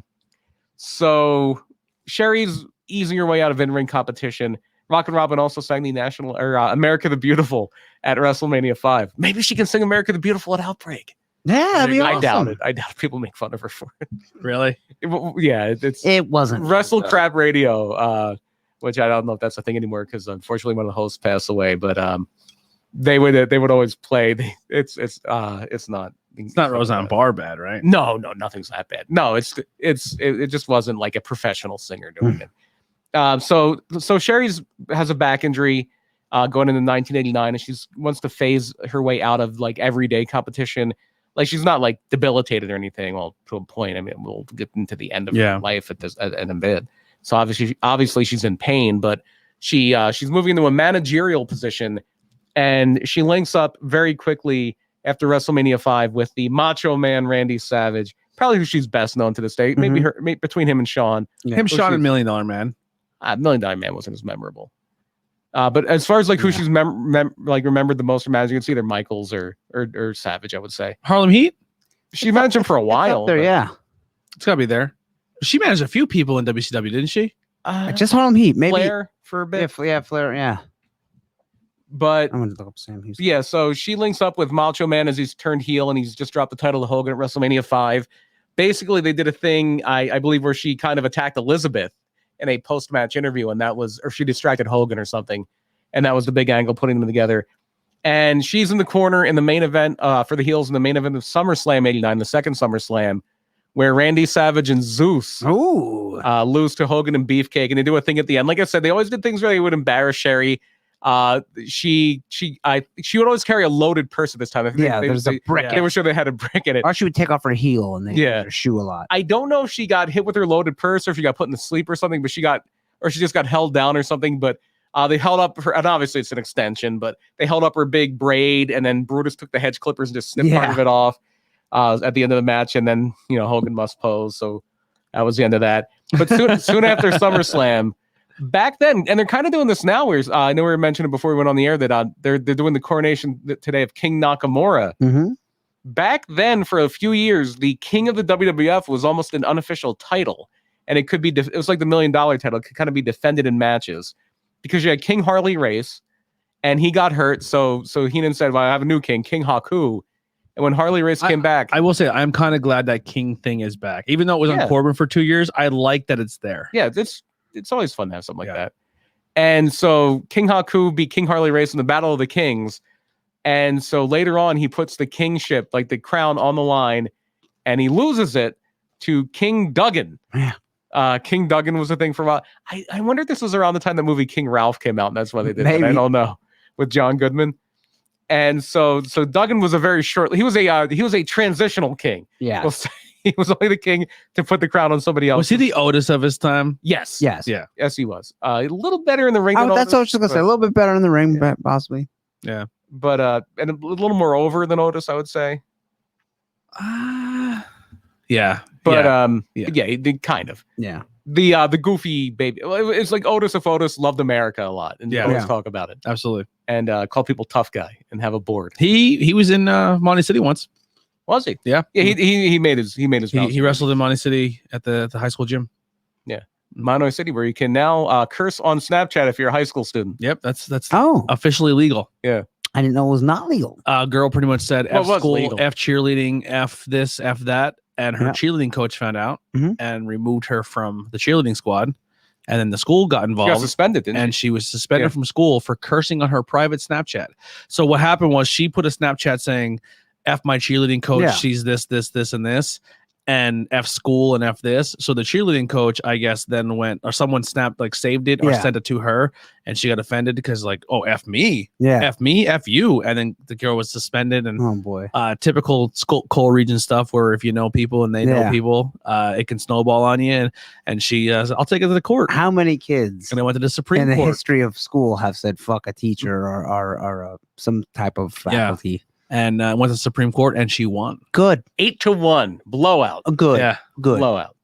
So with Sherri, with Duggan losing the crown to Randy Savage. There you go. Look at that. Look at that plug. Camp Leapfrog joining the conversation saying, look at that stud in his Camp Leapfrog shirt. There it is. Came the other day and I'm wearing it right now. Smells nice. Smells like camp. Yeah, no, it smells like a fresh, clean shirt. Not that terrible vinegar smell that's on shirts sometimes. They should, the Camp Leapfrog shirts come like with that smoky. You should be able to pick your scent like smoky or marshmallow. Campfire, marshmallow, mess hall, lakeside. Pay a little extra for the scented Camp Leapfrog shirt. Yeah, left under the ring for 6 months. Shirt smell. Mildew. cabin smell. Dirt. I'm sure we can get there's got to be people who know people who do good things and we can make like Camp Leapfrog candles. Yeah. Or like air fresheners. Like if they could put that like on a dropper and put it on an air freshener. Candles. No, I can't make a word out of it. Yeah. Or like scented coasters that look like lily pads. Oh, there you go. Yeah. Mini campfires. With the frog. Yeah, that's like the candle holder could look like a little campfire. You know what's upsetting? I've been to camp now a few times. Never had a s'more there. You know, you would feel like there'd be a s'mores night. Yeah, the only thing I ever had at camp was alcohol. That was after camp. Yeah, it was after camp. And burgers and dogs. A lot of those. I didn't have any. Neither did I. You're missing out. Those dogs were good. So the partnership becomes a king and queendom after Duggan is defeated by Randy Savage. It's now the Macho King Randy Savage and Sensational Queen Sherri. And they go into a feud with Dusty Rhodes and Sapphire. Yeah, sweet Sapphire. And that culminates in Savage and Sherri losing to Dusty and Sapphire at WrestleMania 6, thanks to an assist by Elizabeth coming back. Elizabeth? Well, doesn't Sherri turn on Savage and she starts hitting him? No, that's a year later. That's yeah. WrestleMania 7. And that's where we're going to right now. Like throughout that year, I'm trying to remember who Savage feuded with right after Dusty. Because Dusty, the Dusty feud went into SummerSlam. So what year would that be? 90? Yeah, Texas Tornado. That Perfect was feuding with him because Dusty gets spun off in the $1 Million Man. I think Savage had another run with Hogan just around the loop as far as title matches. And then was he IC champ as King? No, the only time Savage was ever IC champ was early on. His first run with Tito. That was it. Yeah, when he beat Tito. And he was champ for almost a year, a little over. Jack Tunney. Very upset with you. Jack on the take, Tunney. Yeah. Yeah. That's his name. So yeah, I'm trying to remember. Maybe he had a little thing with Piper. I don't remember now. I'm drawing a blank. But so he winds up at the Royal Rumble in 1990. That was 1989, the end of 89. Oh, so that year they did. No, I think he just stayed with Dusty because because Dusty, 89. I'm trying to think. So that'd be it would have been 90. No, it would have been 90. 90. No, yeah, SummerSlam 90 was Savage and Dusty, where Sapphire joins the $1 Million Man, and that's where he kind of gets spun off on the. So let's see what happened in Survivor Series 1990. Yeah, I'm trying to think. Well, that was the year they did the Gobbledygooker and the Undertaker. That's right. 91. Yeah, that was 91. Was it? Oh yeah. Let's see. I thought Taker. No. Undertaker won the title in 91. Was it? Yeah, the Undertaker Was 90? on-screen debut was 90. Okay. Yeah. Thanksgiving event. In an interview, Randy Savage challenged the Ultimate Warrior for the WF World Heavyweight Championship. Oh, so he wasn't even on the show. So yeah, he wasn't even. Let me go there. Okay, so they're building up to Warrior and Savage, which is where we're going. Yeah. Shane Douglas defeated Buddy Rose in dark match. Oh, two people there. Buddy Rose again. Mhm. So Savage is leading up to the Ultimate Warrior, and Sherri is a big part of this. Sherri is a huge part of this at the 1991 Royal Rumble, where they've the title match for the Warrior is the champion at this point, and they've already said that Savage and Sherri have already gotten security. Slaughter's like, if I win the title, Randy, I'm going to give you the first shot. He didn't. Randy never got that shot, did he? No. But so they go to the Warrior, and Sherri begs the Warrior. She's like down on her knees, begging the Ultimate Warrior on that little interview podium they had in the crowd with Mean Gene Okerlund, just begging, like, please, if you win, give Macho King the next shot. And he like just leans down and yells, no, and he's like shaking, and he says no for probably about 30 to 45 seconds, Which is and she 28 seconds too long. freaks out and screams and just runs to the back. And then later that night, Savage costs the Warrior the WWF title against Sergeant Slaughter. And then that takes us to WrestleMania 7 and the career-ending match. So the loser must retire. Randy Savage against the Ultimate Warrior. And that is where the Warrior beats Randy. And I always point this match out as, if you ever talk about one-man shows in wrestling, where it's a great match. It's one of my favorite matches ever because of the story, because of the, at this point, 4-year story of Randy Savage, 4-year plus story of Randy Savage in WWF. And this is kind of the pinnacle of that story. And so the match itself is a very good match. Ultimate Warrior does about 5% of the work. Sherri probably does about 20. Yeah. Sherri is very involved in this match. Sherri is kicking him. She's going at him. She is amazing at ringside in this match. Just really, really. He helped Slaughter beat Warrior at Rumble. Yes, cracked him over the head with a scepter. Yeah. Yep. And so because Slaughter had promised a title match, even though he didn't deliver, I think they probably did the thing where Jack Tunney said, no, you're not going to title match that way, and you're going to wrestle the Warrior instead. So yeah, they had so Sherri, she had to, like, she was going to have to retire too, and I think they even said she did, even though she didn't. So she's like fighting for her life too, and she's trying to help Savage, but he loses.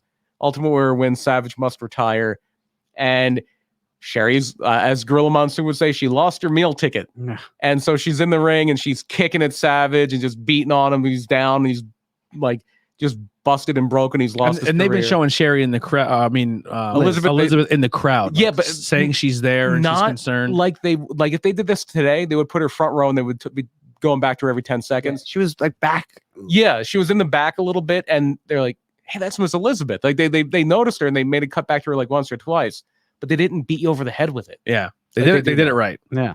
That Macho Man Elizabeth angle is the best, probably the best wrestling storytelling there's ever been. Like, not just in WWF. Well, Savage kind of demanded it. If he was going to be part of something, the angle was going to make sense and be good. And it was. But a lot of stuff made sense back then. I don't know where they lost it. Like the Mega Powers exploded. Mm-hmm. Which was part of this. Which was part of this overall story.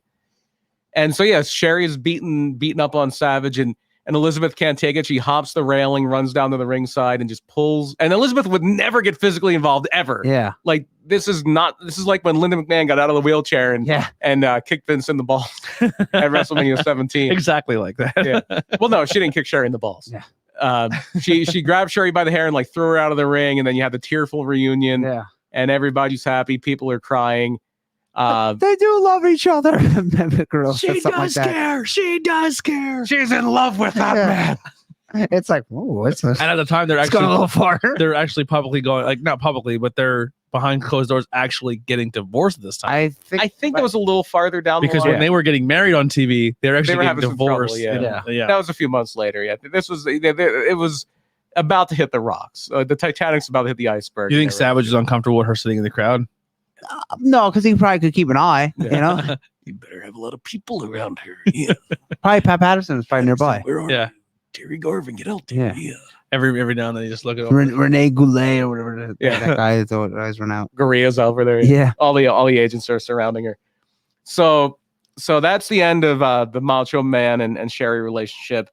But later that night, she helps the $1 Million Man beat down Roddy Piper and Virgil, and she becomes the $1 Million manager. And that's where she does have that link up with Ted DiBiase. Not quite as memorable, I think. As, Not that I long liked either. it. I liked it because I was also at that point in time. I was a $1 Million Man fan. okay. I liked $1 Million It wasn't Man. too long though. Yeah, by the end of 91, they spun off DiBiase on the Jimmy Hart with Money Inc. or early 92. Yeah. And so Sherri, around the time Money Inc. is coming together, the Rockers are breaking up. And Marty has gone through the barbershop window. And Shawn Michaels is now the Heartbreak Kid. Mhm. And just a very, very origin of what he would become later on. Marty was trying to jump out that window to get away. That's what Bobby Heenan say. He wouldn't lie. He was trying to escape. Do you think they're gonna have a barbershop window set up in Hamburg? I Just that'd keep be Marty awesome. away from it. Like What a Photoshop! Wouldn't you want a picture of Barney in front of the barbershop window? Yep, I would. that would be great. Marty should bring that with him wherever he goes. Yeah, if I was him, I'd have the whole setup. And he should act scared of it the whole time. Yeah. You're not gonna do anything, right? Gotta watch my back. Like, you guys get I know there's a picture of the New Day, and they're standing in front of the barbershop, and they're all like, I think they did a whole thing where like Xavier, Biggie is Brutus, Kofi gets kicked as Marty, and Xavier standing like Sean. The only two things I remember the barbershop Marty, which for, will also be at the Legends Hamburg Fieldhouse. So if you want to meet Marty Jannetty, come to Hamburg. the only two things I really remember the barbershop for are that and the time Sid was destroying with a chair and he hit the can of shaving cream with a chair and it exploded all over the place. It was great. So shortly after Shawn Michaels reinvents himself as the Heartbreak Kid, he starts hanging out with Sherri Martel, who is apparently madly in love with Shawn Michaels. And as the story goes, and also she is the original Heartbreak Kid Shawn Michaels music. yeah. Sean, and I think she's singing it. Cute. Yeah, she was sexy. the one. And if you can't tell by the by how we're talking, I thought Sherri Martel was great. I love Sherri Martel. Not the best singer in the world. No, but And you didn't just have go to on be. YouTube and type Shawn Michaels music with Sherri vocals. Yeah, but And I it'll liked come up. it. I like It I was it. liked fun, this yeah. music. Yeah, But yeah, the whole idea was like she was just madly, hopelessly in love with Shawn she Michaels. carried Yeah. his mirror so he could check his hair. Mhm. Yeah, The water flow, the And water take flow his mullet. earrings out and his piece glasses. Yep. Oh, I love that it shot. was a great pairing. It was an amazing pairing, and unfortunately, it wasn't really meant to be long term. Yeah, I was that didn't last long either. And then the other great thing was the match at SummerSlam '92, where it was Shawn Michaels, Rick Martel, and it was like they kind of like Sherri was kind of into both of them, Yeah. and which is funny because everybody thought Sherri was Rick Martel's cousin because of the last name thing, but she was like insisting that during this match they can't hit each other Yeah, in the they face. couldn't. Yeah, gentleman's agreement. 'Cause- Yeah, and they wound up, of course, like unloading on each other, and Sherri's freaking out. The other thing I remember that for is Sherri's outfit. Yeah, on that the show. white outfit Yeah, with that. What's their name? Fire and Desire. What's their? What I can't think of their names. Lu- The team, the girl that's with Adam Pearce. As the what's her name? Sonya Deville. Yeah, Sonya Deville and yeah. Mandy Rose. They spoofed that. They dressed up where Sonya was Sherri and then Mandy was Sean. Yep. And and also like this was very rare for that. There was a piece missing out of the back of that outfit. Yeah. It was one of the early adaptations of the thong in professional wrestling. Oh, really? Yeah, I think Bobby Heenan said something like, "That's the worst case of moths I've ever seen." Bobby is a genius. Yeah. Great. So they do a thing where it's a great line. So yeah, like she's kind of mad that because at first she thought they were fighting over her, and then they just turned out they were just fighting. So so she pretends to pass out. So they'll come out and pay attention to her, and it's a double counter because they're both fighting over who gets to carry her to the back. And then like Sean's carrying the bag, and she looks at the camera like winking, like, "Yeah, I got what I wanted. Yeah. I wanted to pay attention to me." But so yeah, shortly after that, the partnership breaks up because Marty Jannetty makes his return, and Marty Jannetty is going to attack Shawn Michaels, and he's got the mirror in his hoodie, and he's got the mirror, and he's running to hit Shawn with it, and Shawn, as a chicken shit heel will do, grabs Sherri, pulls her in the way of the mirror, and she gets whacked with the mirror. And she's gone for a while. Yep. Until 1993 at the Royal Rumble, where they're doing Michaels versus Jannetty. I think it got put on hold because Marty got fired again. Yeah. Like he often did at that point. But they finally do the match in 1993 for the Intercontinental title. And Sherri comes out and she's in a neutral corner for a little bit, but she starts siding with Marty. And they didn't become like a full-time thing because I think Marty got fired again. Or they probably would have been, because it would have made sense. Marty liked the party, baby. Yep. He liked the party. It seems like he's doing okay now. Hopefully. Yeah. Good for him, Sober. He said he'll have all duels at the table, Oh, okay. which I'll go over and crack and I'll duel with him. Maybe you shouldn't even have that, but hey, at least it's NA. Yeah, I'm hoping he does well. He's definitely somebody who's always been on my bucket list to meet, because like the Rockers for me were like my introduction to wrestling. Like the first time I seen that tag team, I was like, I'm in. He was at a show in Shenandoah one time, Marty. Yeah. And him and Steve Fulton had one too many drinks. Him, Steve Fulton, and Andy Hare had one too many the bar, drinks. the they're like, Firehouse, they're Columbia. like, you want to come have some beers? Like, I can't. They're like, we'll pay. I'll be there in 5. Yeah. Yeah. So this was kind of the kind of the winding down of Sherri's WWF career. She was at WrestleMania 9 in Tatanka's corner because Tatanka had the Intercontinental title. That was a weird. Yeah, because Michaels had Luna Vachon for some reason. Yeah. Yes. And then so Tatanka had Sherri. And they did some like mixed tag matches along. Well, actually, they didn't, because Luna got paired up right around that time with Bam Bam Bigelow. Yeah, that's made And squeeze. Now that I'm thinking about it, Sean had a lot of managers/valettes his whole career. A lot. Not really. Those two. Sherri, Luna, Yeah. Jenny McCarthy. But that was one. That was one time. Pam Anderson. No. Pam came out with Diesel. Yeah, He Pam won came with Diesel. He won Pam. He but won Pam. Apparently, Pam didn't want to work with Shawn. Yeah. Diesel, Sid. These aren't women. Well, yeah. But I'm saying managers slash bodyguards, valets. Yeah. Well, yeah. Well, Sid and Diesel were bodyguards. Yeah, bodyguard / tag partner. Yeah. Two dudes with attitude. I just now I'm really thinking he had a lot of people who were Rick like Rude. he was always part of like Rick Rude team, counts. like Yeah. kind of like a team. China, I guess. China. China would say can she consider? Wow, what a documentary that was. Did you watch it? No. Rough to watch. Yeah, somebody wish would have gotten more help while she was still around. Like people are talking Yeah. about her fondly now. You wish you would have done that when she was still with us. I still think when it comes down to like one of the greatest of all time in the women's division. Most impactful. Yeah. When it came to like ring work, not so much. But yeah, as a character, everything. Yeah. As a draw Like, for a yeah. time, like Yeah. Winning men's titles and Yeah. men's Royal Rumbles and I mean, the corporate Royal Rumble. Yeah, corporate. Yeah. So Sherri did have a few matches at that point. They would do Tatanka and Sherri against Luna and Bam Bam. She was part of the Memphis I relationship. love Luna and Bam Bam. That was a good team. Remember when they wrestled Doink and Dink at WrestleMania 10?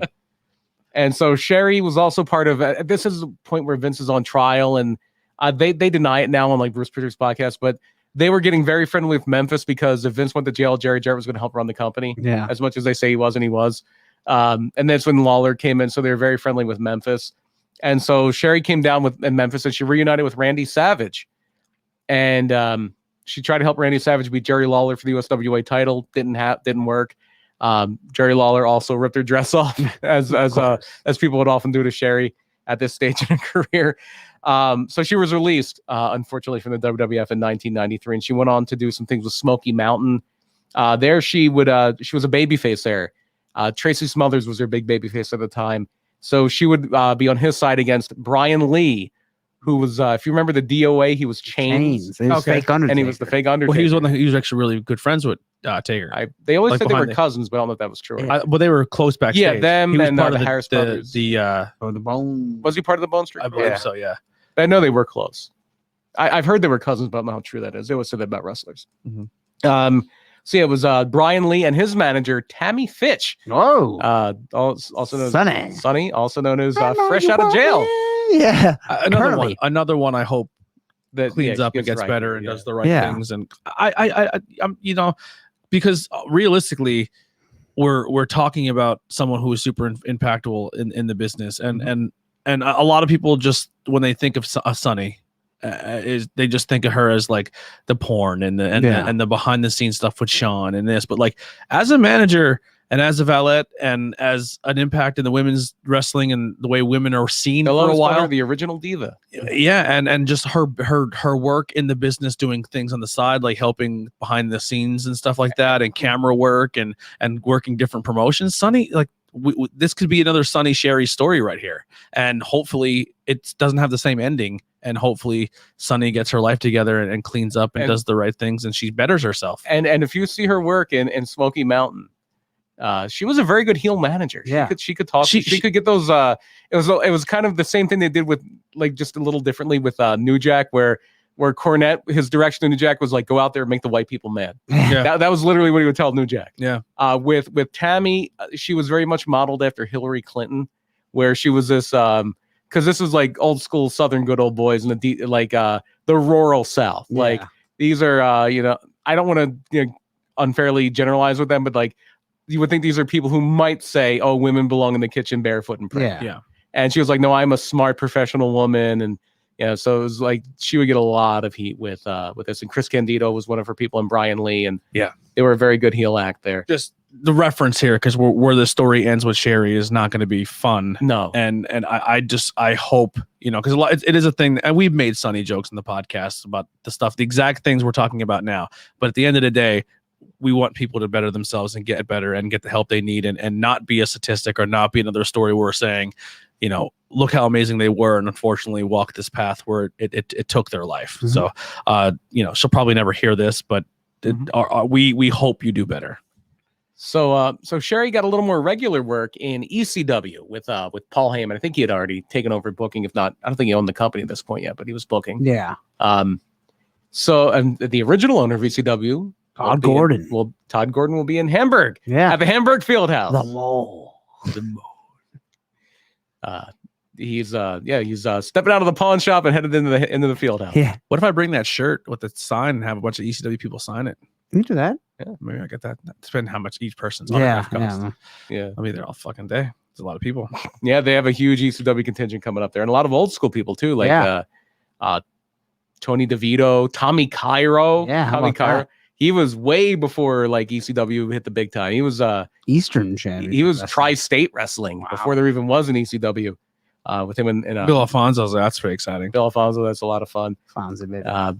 So Sherri is an ECW as a manager primarily for Shane Douglas. Later, that role would be taken on by Francine. Yeah.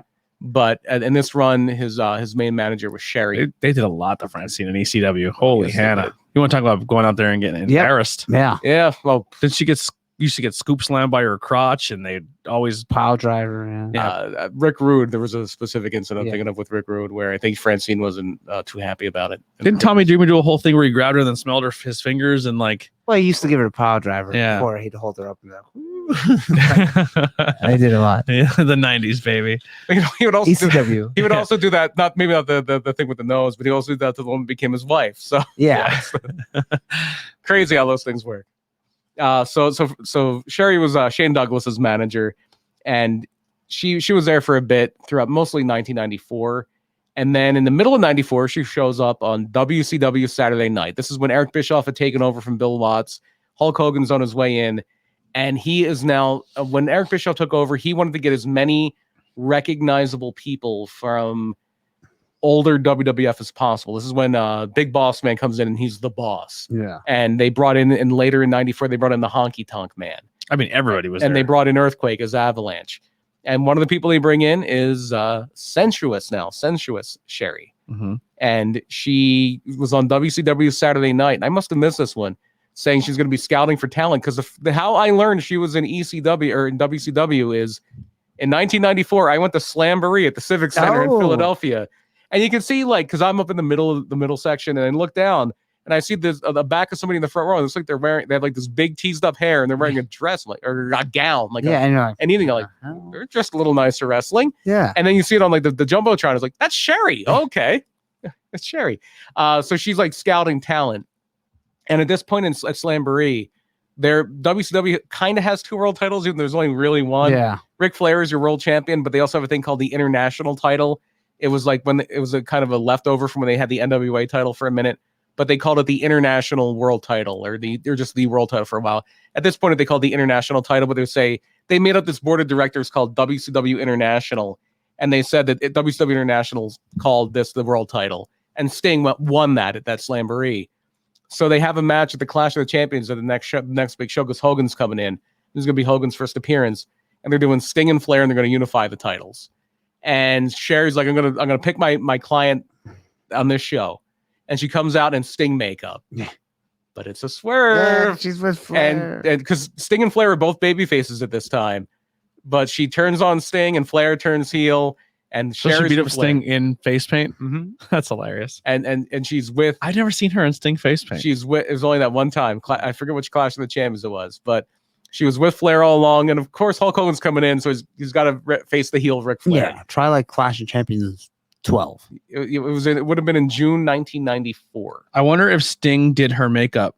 I don't think it was a full Sting thing. It might have just Yeah. like been a little Sting thing on the side. I don't remember exactly what it was. But yeah, so now she's with Ric Flair, and that lasted a little bit because then another career match comes up at Halloween Havoc that year. Her painted as a cat. Yeah, that was the SummerSlam. Yeah. where she had That's when some. she had the mask too. Yeah, she had some very inventive makeup and outfits. Very, very inventive. Very creative. But at Halloween Havoc 97, it's a cage match, career versus careers, Hulk Hogan and Ric Flair. And Sherri gets involved again. She's climbing up to, and this is classic Sherri and how just ballsy she was and how she would do anything.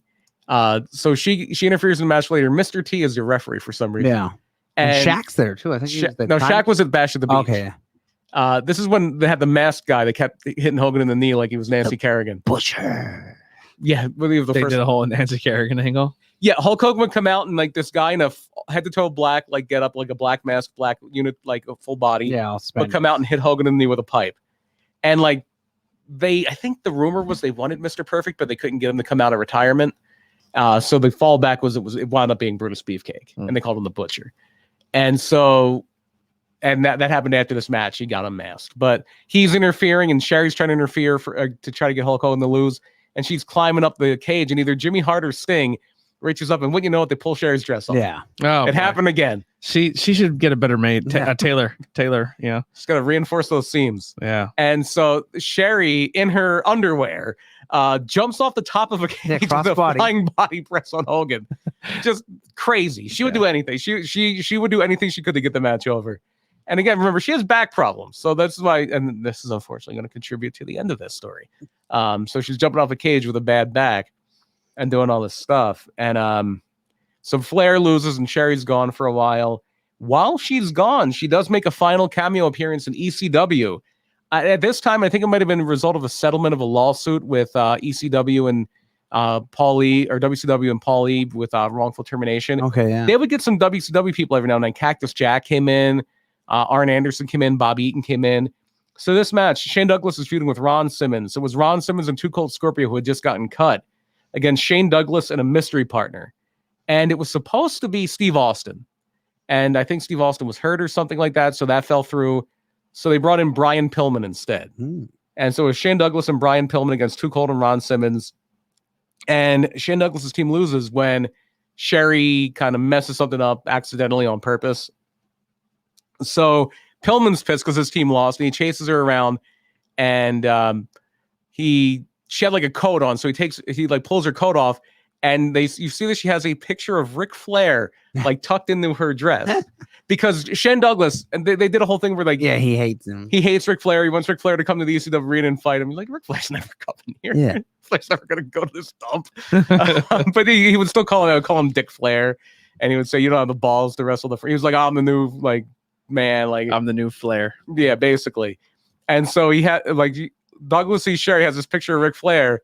So he does what Tommy Dreamer would do so many people.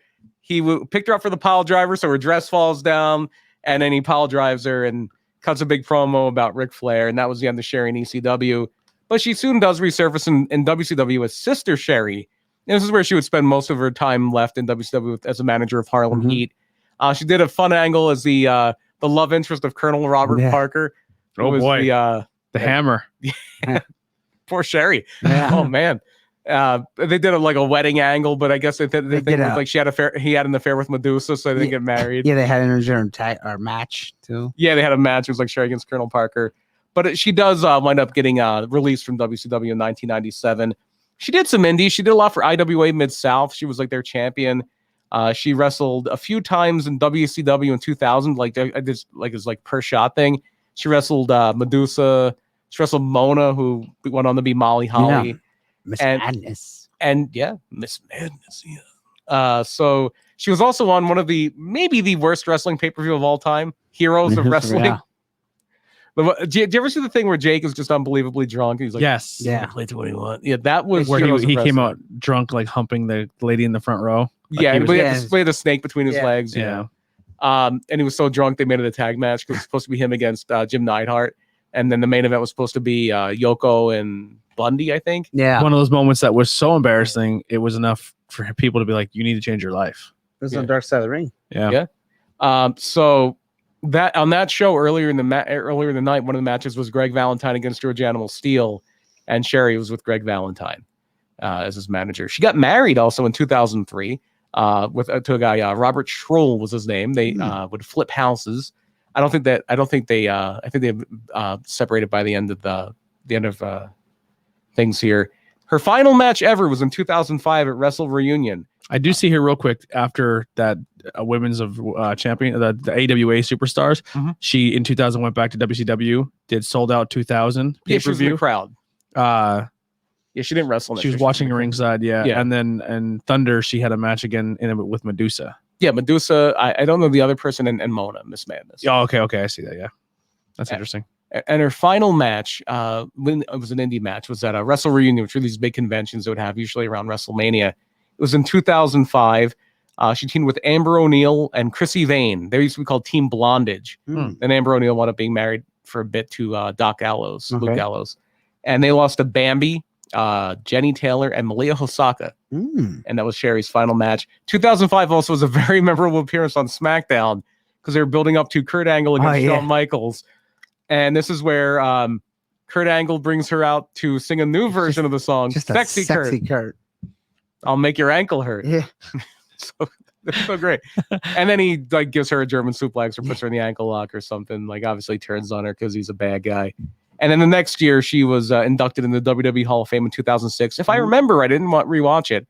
I think she was a little drunk during the induction. Oh, I know. I believe she may have been a little Tipsy. Yeah, if I'm not mistaken. I could be wrong on A that. little torn through the frame. That's someone from down south once said. And later that year, she was also on TNA Impact. They did the whole thing that they did with Randy Savage and a few other people where Bobby Roode had just become like a big singles commodity. I think they broke up Team Canada. It was before they started doing beer money. Yeah, because they had all these people like they were trying to be his manager. I think they even had Bobby Heenan on saying he wanted to be his manager. Sherri was one of them. It wound up being Peyton Banks, who was the wrestler Rain. Oh, okay, yeah. Yeah, and that didn't last long. But it's how Bobby Roode got his gimmick where he was rich. And that's how he got beer money because James Storm was the beer and Bobby Roode was the money. Mm-hmm. But that was her last like big appearance because unfortunately on June 15th, 2007, in her mother's home in McCalla, Alabama, at the age of 49, very young, Yeah. she did pass away. A later toxicology report would say it was an overdose, several drugs in her system, including oxycodone. Wow. So again, was, that well- bad back, all those all that crazy stuff she did. At that point in time, too, if you went to a doctor with body pain, the whole OxyContin thing where doctors were getting kickbacks and getting money from the OxyContin corporations to push these pills and not just push them, push a lot of them. That's crazy. And it pretty much created our opium epidemic. Yeah, because once it got hard to get those, people just went to heroin. Yeah, boy. Yeah, because this drug was the miracle pill. Yeah. It'll get rid of body pain, and also it's a good party drug if you want to mix with some booze. Mm. And then when they realized that these cutbacks and stuff, and these doctors were getting paid for this, and realizing how absolutely strong it is and how much it's doing damage to people, they just removed it completely cold turkey off the market. Wow. And then people were looking for it, obviously, and it like you're someone who's living in body pain for most of your life. and then it just goes away. Yeah. And then the people are like, hey, if you do this drug, it'll give you the same effect, Yeah. and it's a lot cheaper. Yep. But yeah, so she was taking all these pills and probably mixing it with alcohol. And Yeah, which is Yeah. never a good thing. yeah.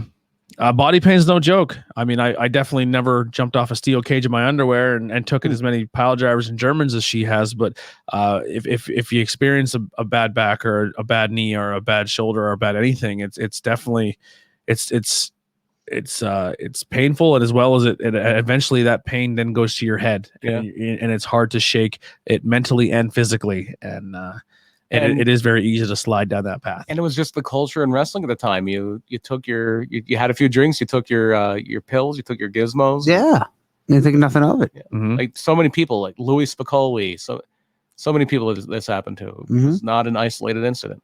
Yeah, it's upsetting. But on the upper side, an incredible career. Just obviously, it's a tragic end, but one of the best. It is. Yeah. Yeah, it and, is. and one of the biggest testaments I think is just try. Like, look, I tried today. Like doing and I know, like I follow this stuff. Obviously, I have that reputation as being like the kind of the big brain on this stuff, but I do kind of look into it too, because I tried to find people who have bad things to say about Sherri, and you can't. Wow. Yeah. And the thing is, and it sucks that we have to lose people for people to wake up, but like certain deaths like this, when people are like, "Yo, we're losing people left and right," like whether it be steroids or head trauma or pills and booze, it woke up some people in the locker room, which is now kind of creating the locker room environment that we see in shows now. Yeah. Where give me people who smoke weed and play PlayStation. Yeah. Players. Rather than do pills and drive drunk and all that stuff. I mean, it eventually, like, they didn't think that it would ever happen, but it caught up there with all them guys. Yeah. You lived wild in the 80s like that.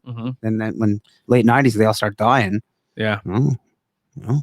And sometimes too, in that, even those old locker rooms, it's like, well, that's kind of what happens. We die. That's it's like, well, if you don't do this, then you're not gonna die. Like, yeah. And then this newer generation, I guess you would say this PC pussy generation, are a bunch of people who actually give a shit about each other. And you're like, hey man, are you struggling? Do you need to talk? Like, let's help you out. Maybe you shouldn't drive because you're drunk. Yeah. No, let's get this is what the old guys would do. They'd get the cooler of beer and drive the next town and drink the whole entire way. Yeah. Like, that's just not smart. Yeah. It's tough. It's a tough thing. What is it? Do you have anything else here? No, that's the end of the. I did find I pulled up on Wikipedia here some accomplishments and stuff. So she was American Wrestling Association's champion AWA. 3 times. She was the AWA Superstars Wrestling champion one time. I think there was a later like indie AWA. Okay. Yeah, the AWA when you're talking about before was she would trade it with Candy Divine in the 80s. Yep. The Cauliflower Alley Club, the honoree. No idea what that is. That's that group in Vegas. That's They do a convention every year and they honor specific people. Yeah, and they kind of help wrestlers that are down they'll on help luck people. and stuff. The I know B. international- Brian Blair was like the head of that for a while. I don't know if he's still. The year I went to Vegas just on a whim, I didn't know that they were actually doing it, and that was the day they were honoring Sean. Oh wow! And I met the Blue Meanie by accident, and I was like, "Can you sneak me in?" I like Sean. No, that is a very tight knit group. Absolutely. The International Wrestling Association one time. IWA Mid South champion. Yeah. Yep. Professional Wrestling Hall of Fame class of 2014. The Southern State Wrestling Kingsport Wrestling Hall of Fame class of 2003. That's Bo James, the king of Kingsport. Ooh. The Women's Superstar Uncensored, the WSW. Remember WSU? Wow, that was kind of around the same time as Pro Wrestling Unplugged too. Yep. And, Hall of Fame class of 2009. The World Wrestling Federation Women's Champion one time, the WWE Hall of Fame 2006, and the Wrestling Observer Newsletter Manager of the Year 1991. Oh, okay. And what match was that year? That was that would have been Sean Warrior and Savage. Yeah. Warrior Savage storyline. Yeah. There you go. So that's some things she accomplished. I know when you think of Sherri now, you think of the personality, you think of how she carried herself on screen, the makeup.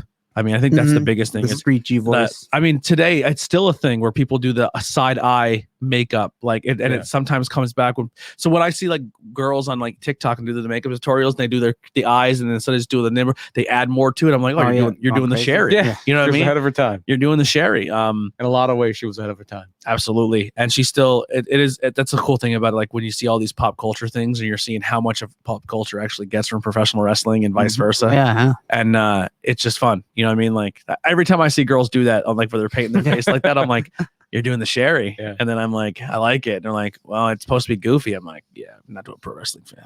It's sensational. It's Yeah. sensational what you're Sensational, doing. goddamn. Yeah. It's scary. But yeah, this is the topic that I kind of picked. I'm glad you Oh, definitely did a great job with Sherri it. is somebody I could talk about for days. Didn't realize One of she my wrestled favorites. as much.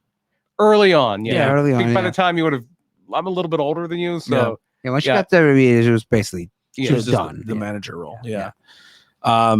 While we're here, do you guys want to pitch possible? Well, I mean, next episode, is it next one? Well, next week we have an interview, don't we? And it's an interview every other week.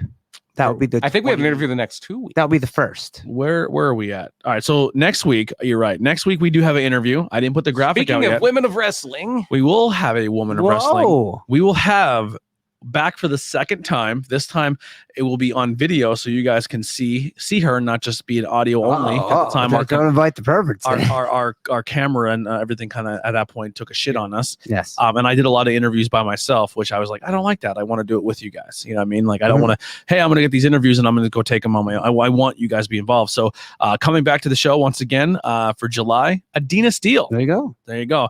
The week after that, the 9th, we do not have a topic. So if you guys have an idea or something you want to hear or you want to hear us cover, Yeah. it could be a person, it could be a place, it could be a thing, it could be an event in I wrestling. think because we'll have one more show, non-interview before. Yes. Hamburg. Okay.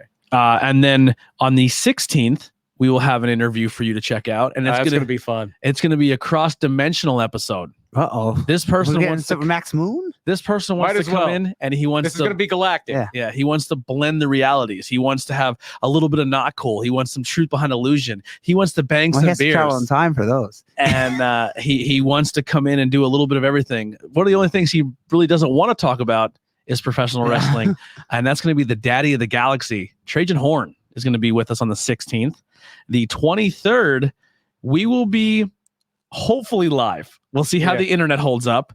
But- are we announcing this now? I'm going to announce it. Oh, okay. I'm gonna announce it. This is so exciting. We are going to be live, Hopefully, hopefully. live If not, to tape, well, if nothing else. Yeah, if not, then release the next day. we will. It'll Yeah. be something that will definitely be released the next day, and you can listen on the car ride to the event because we will Oh. be podcasting from inside the Hamburg Fieldhouse. I'm the sleeping legendary. in the field house. I'm sleeping Hamburg. over. Yeah. Yeah, we're just sleeping on the Even if it's bleachers. 20 minutes away. We're gonna sleep under the ring.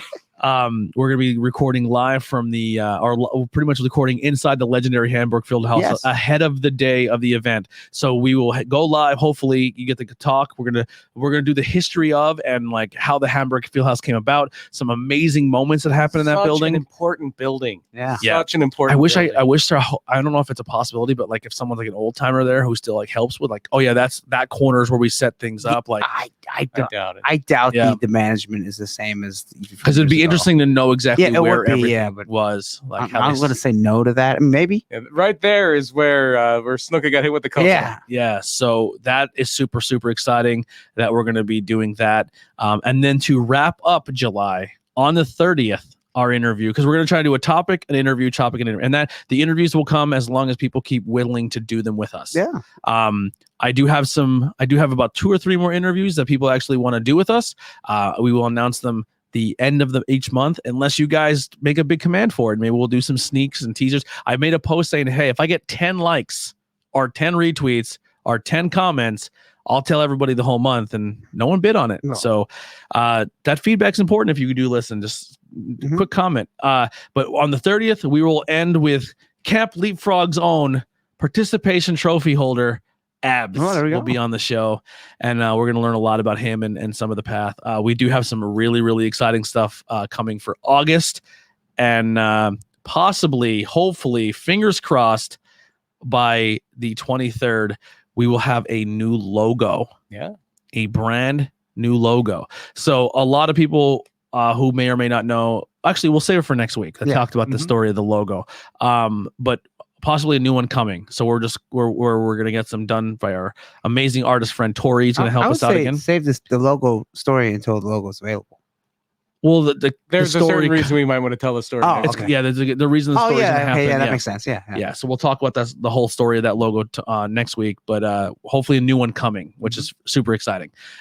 So plugs. What are you wearing, Andy?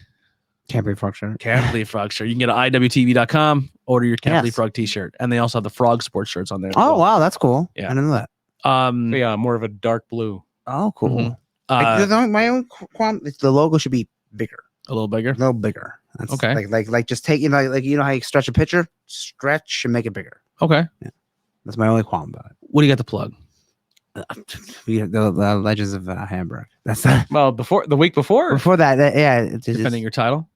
Yes, that's the 17th. But before that is July 10th in Reading at the Riverside Beneficial at RCW, and it's me and Matt Turner versus Jake Molson and Mr. Ooh La La, current ECWA heavyweight champion. Is it your second Legendary. time wrestling him now? Yeah, actually third. Third. The Yeah. legendary Mr. Ulala. Yeah, Mr. Ooh La La. You know who really, really wants to wrestle him? I do. Killian. Tommy Vex. Oh, really? Wow. Yeah, Tommy Vex wants to wrestle. Yeah, I wrestled him. Did Killian not wrestle him yet either? I don't know if he did. If Killian's from Delaware, he had to have I wrestled think he Mr. had to. Ulala. Yeah, I did. Wrestled Ooh La La years Mr. ago. So- Ulala is Delaware indie wrestling. yeah, I used to see him in the PCW years ago. I Yeah. gotta find the tickets. I told him, I was like, if I find them tickets, he's like, yeah, post them and tag me in them. I'm like, I will. That's awesome. So yeah, He'd be somebody that'd be fun on the podcast. I'm sure you can get it. Yeah, So they'll get talk to him. I'm sure we'll do it. after you're done kicking him in the head, be like, Yeah. hey, would you ever be interested in doing a podcast? Yeah, I'm sure it I would. think it would be fun. Got to take a trip in a time machine with. Yeah, Yeah, that'd be a good time machine episode. Yep. Yeah, so that's shows coming up. RCW. That is July 10th at the Riverside Beneficial Building, right behind where the Reading Phillies play. Yeah. So if you know Reading, it's right there. Then the 17th we'll be back in Broadheadsville. Yes, for PPW. Match to be determined still. Yes, to be announced. We're not quite sure yet. Defending the Yeah, PPW TV The championship. WYLN WYLN. TV, baby. Yep. WYLN. Watch it if you have And cable then- access around Hazleton. And then the 24th, and we'll go through these plugs again throughout the Ah. month. But the 24th, you have the Legends of Femme, where you're possibly And, Going for your title. well, I'm not. Yeah, that the Outbreak show afterwards was Alive Again. Yep. I believe it's called. Yeah, I believe it is. Yeah. Yeah. So there will be no wrestling at the actual convention. yes. Just put that in case anyone's confused. Yeah. The wrestling shows later on. At night. Basically, to break it down, the convention doors open at 10 a.m. Mhm. It runs to 4 p.m. Most people, I believe, are going to be there, or at least they're advertised to be there for the whole thing. The one exception of that I know, Alive at Last, I believe is. Oh, okay. Yeah, Alive at Last is the name of the Outbreak show. So the only person I saw that isn't going to be there the whole time, I believe I saw Doink. Ray Apollo will be there from 10 to 1. Oh, okay. Well, But that's- yeah. most people are at least advertised for the whole time. You Well, I know, mean, obviously people Doink can be there all day. Well, there will be a Doink there all day. The Yeah, Brooklyn yeah. Brawler, Steve Lombardi will also be there.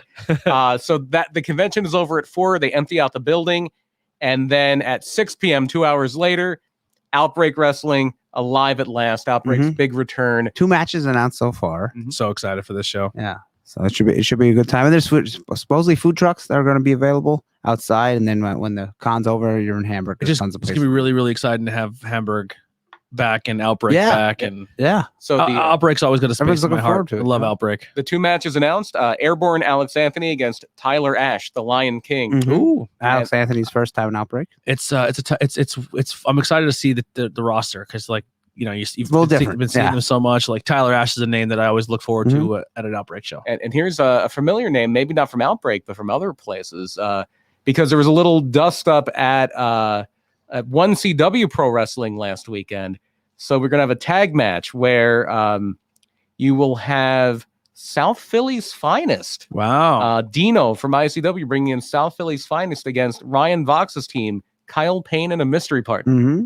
Oh, I wonder. He was part of the Roughnecks, what I believe. He was part of the Throwbacks. No, wait. they were the Uh, Rednecks. Yeah. What's it? Yeah, the Rednecks, the Payne brothers. Yes. So I wonder if his brothers coming Yeah, I back. don't know. That'd be I haven't seen exciting. him since that show. I think. Listen, South Philly, I love you, but I may bust out the sleeveless shirt that day. I still got my mama said Okay. Payne Brothers t-shirt. Looks like a PBR can. You don't like them? Huh? They don't care. What? They don't care. Oh, if South Philly's Yeah, finest. they don't care. You don't like them? They don't care. Yeah. That's right. Go Payne Brothers. You know, I said it. No, it's excited to see South Philly's finest. Mhm. First time at Outbreak, I think, right? I believe so. I'm not sure. Getting around, I like it. But yeah, the Payne Bros. Hope that's a thing. That'd be fun. Yeah, who knows? Big fan of both those guys. At least one of them. We know that. So you're getting one. You're getting one. We're getting one. So there's 2 matches announced so far. More to be announced, obviously, before the. I already said Sure. if there is no that house, we will riot. We will Really? riot. Burn that building to the ground. And Ed House better be there. judging by the quarantine series, I think our own Andy Header might have something big going on. Yeah. At the Outbreak Wrestling. Finding what's going on with you in that title. Mhm. You earned it right before pandemic. Excited to see what happens. Yes. you Yes. know? Anything can happen. Anything can happen in Yeah, Outbreak. yeah. So that doesn't mean anything. But Yeah. I'm sure something's going to be happening with that title. Yeah, we'll see, yeah. And we'll Maybe see. we'll see the triple tag team Yeah, the Bad Bad Street title. Bad Street Yeah, title. And then there's the- also the Intimidator title, which is Yam. Yam's the working yes. man. And it's Trajan and is it Trajan and Yams for the Trajan and Yams are kind of like a little tag title? Or the Bad tag title was held by Robbie Radke. I forget the We'll three- clear it up before. Yeah. Yeah, I but I forget. believe they think they Killian? lost. I think they No. got the titles stripped, and they were doing something to find out Yeah, who the next yeah. ones are going to be. So I think that title's vacant. I think so, yeah. You know who would be interesting to win that triple tag team? The Goons, Oh, there you go. Yeah. because Cat Rodke's back into wrestling, Yeah. and he can bring He's- his goons. He is newly goonanized, I guess you could Yeah, say. he's part of the good that skit at the very end where this is a lawyer office. He's like, "Is this a lawyer office?" Yes. Taylor Swift is suing me. He's like, "Come on in." The Goons are hilarious. If you don't know, you should find out. But that's if you're listening, the powers may be at Outbreak. There's another thing to plug. If you have IWTV, Killian Vision coming very soon. Oh boy, I cannot wait Very, for people very to see soon. this. It's gonna be exciting. I just bought a Fire Stick because I want. There's so much on IWTV I want to watch. Yeah. but it's hard to sit at my computer Yeah. or at my phone and watch it. So I got the Fire Stick, and Yeah, now and it runs sit nice on the beautifully on couch, there. yeah. Well, let's get to your plug. ProjectHumanoid.com. You can find all of my non-IWP network podcasts on there. Whenever you want to join, doors always open. I want to make that comic podcast, but I don't know who to do it with. Well, listen, if you ever need help with it, I got Yeah. equipment you can try to do, or I'll give you a Yeah, yeah. setup. So once I get it, We have planned. we will have this coming Saturday or Sunday. We release on Sundays at midnight now a new episode of Pedantic, and then coming up again, Murder My Dude. The latest episode we put out was the one I teased the last time we were on, where we were talking about Gypsy Rose Blanchard. What a crazy story. if you ever saw the show The Act on Hulu, this is the real story behind it, and that our latest Murder My Dude dips into that. And yeah, you can find all of that stuff on ProjectHumanoid.com. Our store, our playlists, everything is on there. Like I said, the door's always open for Whoa, your thank you. project, boys. We got our own thing going. So I figured you had the Project Humanoid. You built that banner. Yes. That's another thing. Project Humanoid, IWEP, High Tension Net Network. We're all in the same fucking family. It's all a big incestuous It's beautiful. cluster.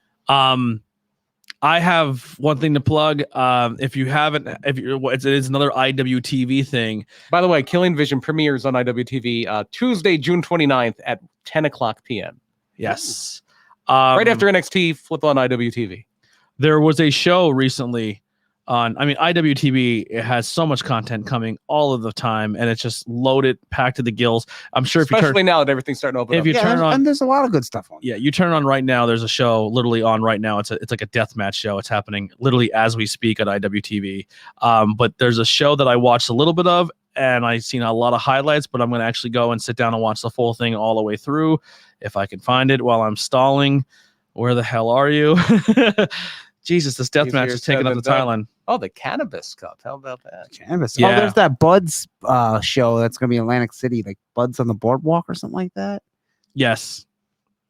Atlantic City is a fun little town. It's like Vegas turned to 2, but also not as safe. We got out of the car and this one guy's like, "I'll fight both of you right now." And I was like, "I just parked my car, sir. I don't want to fight anybody." Yeah. Yeah, Atlantic City can be crazy. Because it's a mix of the crazy from Philly and Jersey in the same area. That's a lot of crazy. Yeah. Jesus. That's a little too much The crazy. show on IWTV was called Combat Fights Unlimited. Okay. It is a shoot style all women's pay-per-view show. If you are a fan of Frog Sport, you will definitely be into this.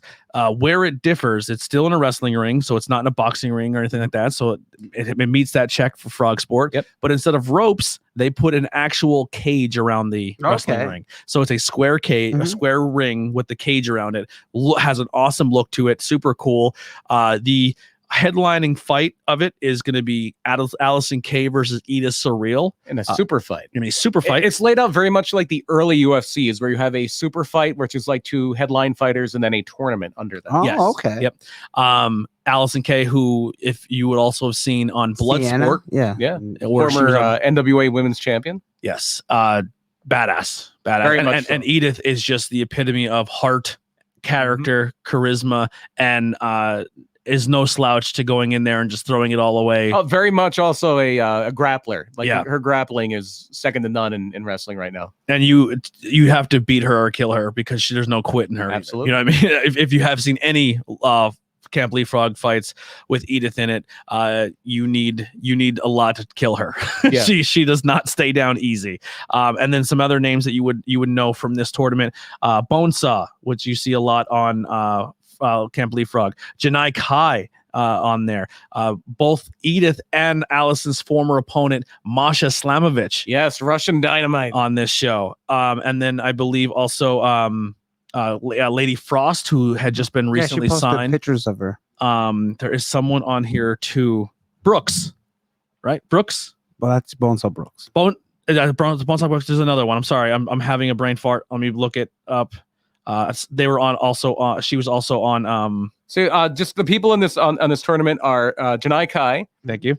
Lady Frost, Mhm. Notorious Mimi, Kennedy Copeland, Okay. Zoe Sky, Masha Slamovich, Jordan Blade, and Ray Lynn. Jordan Okay. Blade also was Or the on eighth. Frog Sport. Oh yeah, Yes. Raven was at PPW before. Really Mhm. awesome. So it's a great way to see some people you've already known and already seen in shoot fight style fights. The results are already out there. If you want to, I'm not going to tell you right now who wins, but go watch the show. It's I really told really people fun. before. Huh? You told people before.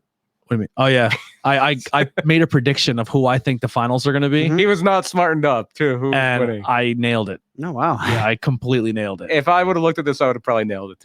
Yeah. Listen, I'm not taking away from anyone else in this tournament because listen, I wouldn't want to get beat up by any of them, but I think who I'm the most afraid of to get beat up by, I picked. Yeah. That because I definitely wouldn't want to get kicked by one of them because her kicks are insanely deadly, and the other one, she just scares me in I general. wouldn't want to look at her. Yeah, No. she just scares me in general, and she is a badass. She's So- from Russia. and she's from Russia. Yeah, so definitely go check out that show. It's on there right now on IWTV. Just a great service in general. If you're an independent wrestling fan, please go sign up to that. It's awesome. You can't go wrong with it. You get And so it's, much I think, content. $10 a month. $10 a month, and you get in so much content from all over the place. Beyond's on there, Pizza Party's on there, Camp Leapfrog's on there, Outbreak is on there, some older stuff. Yeah. I selfish for me. I want every promotion to be on this because Yeah, and it's just a great way it's to a very see easy way to go see everything. and Yeah. hopefully the whole lawsuit ends and we can get another promotion back that I like to watch all their stuff and not pay $60 per show. I don't know. Yeah, it Don't probably won't know what happen. you're talking about? but- A little bit of IWTV, GCW.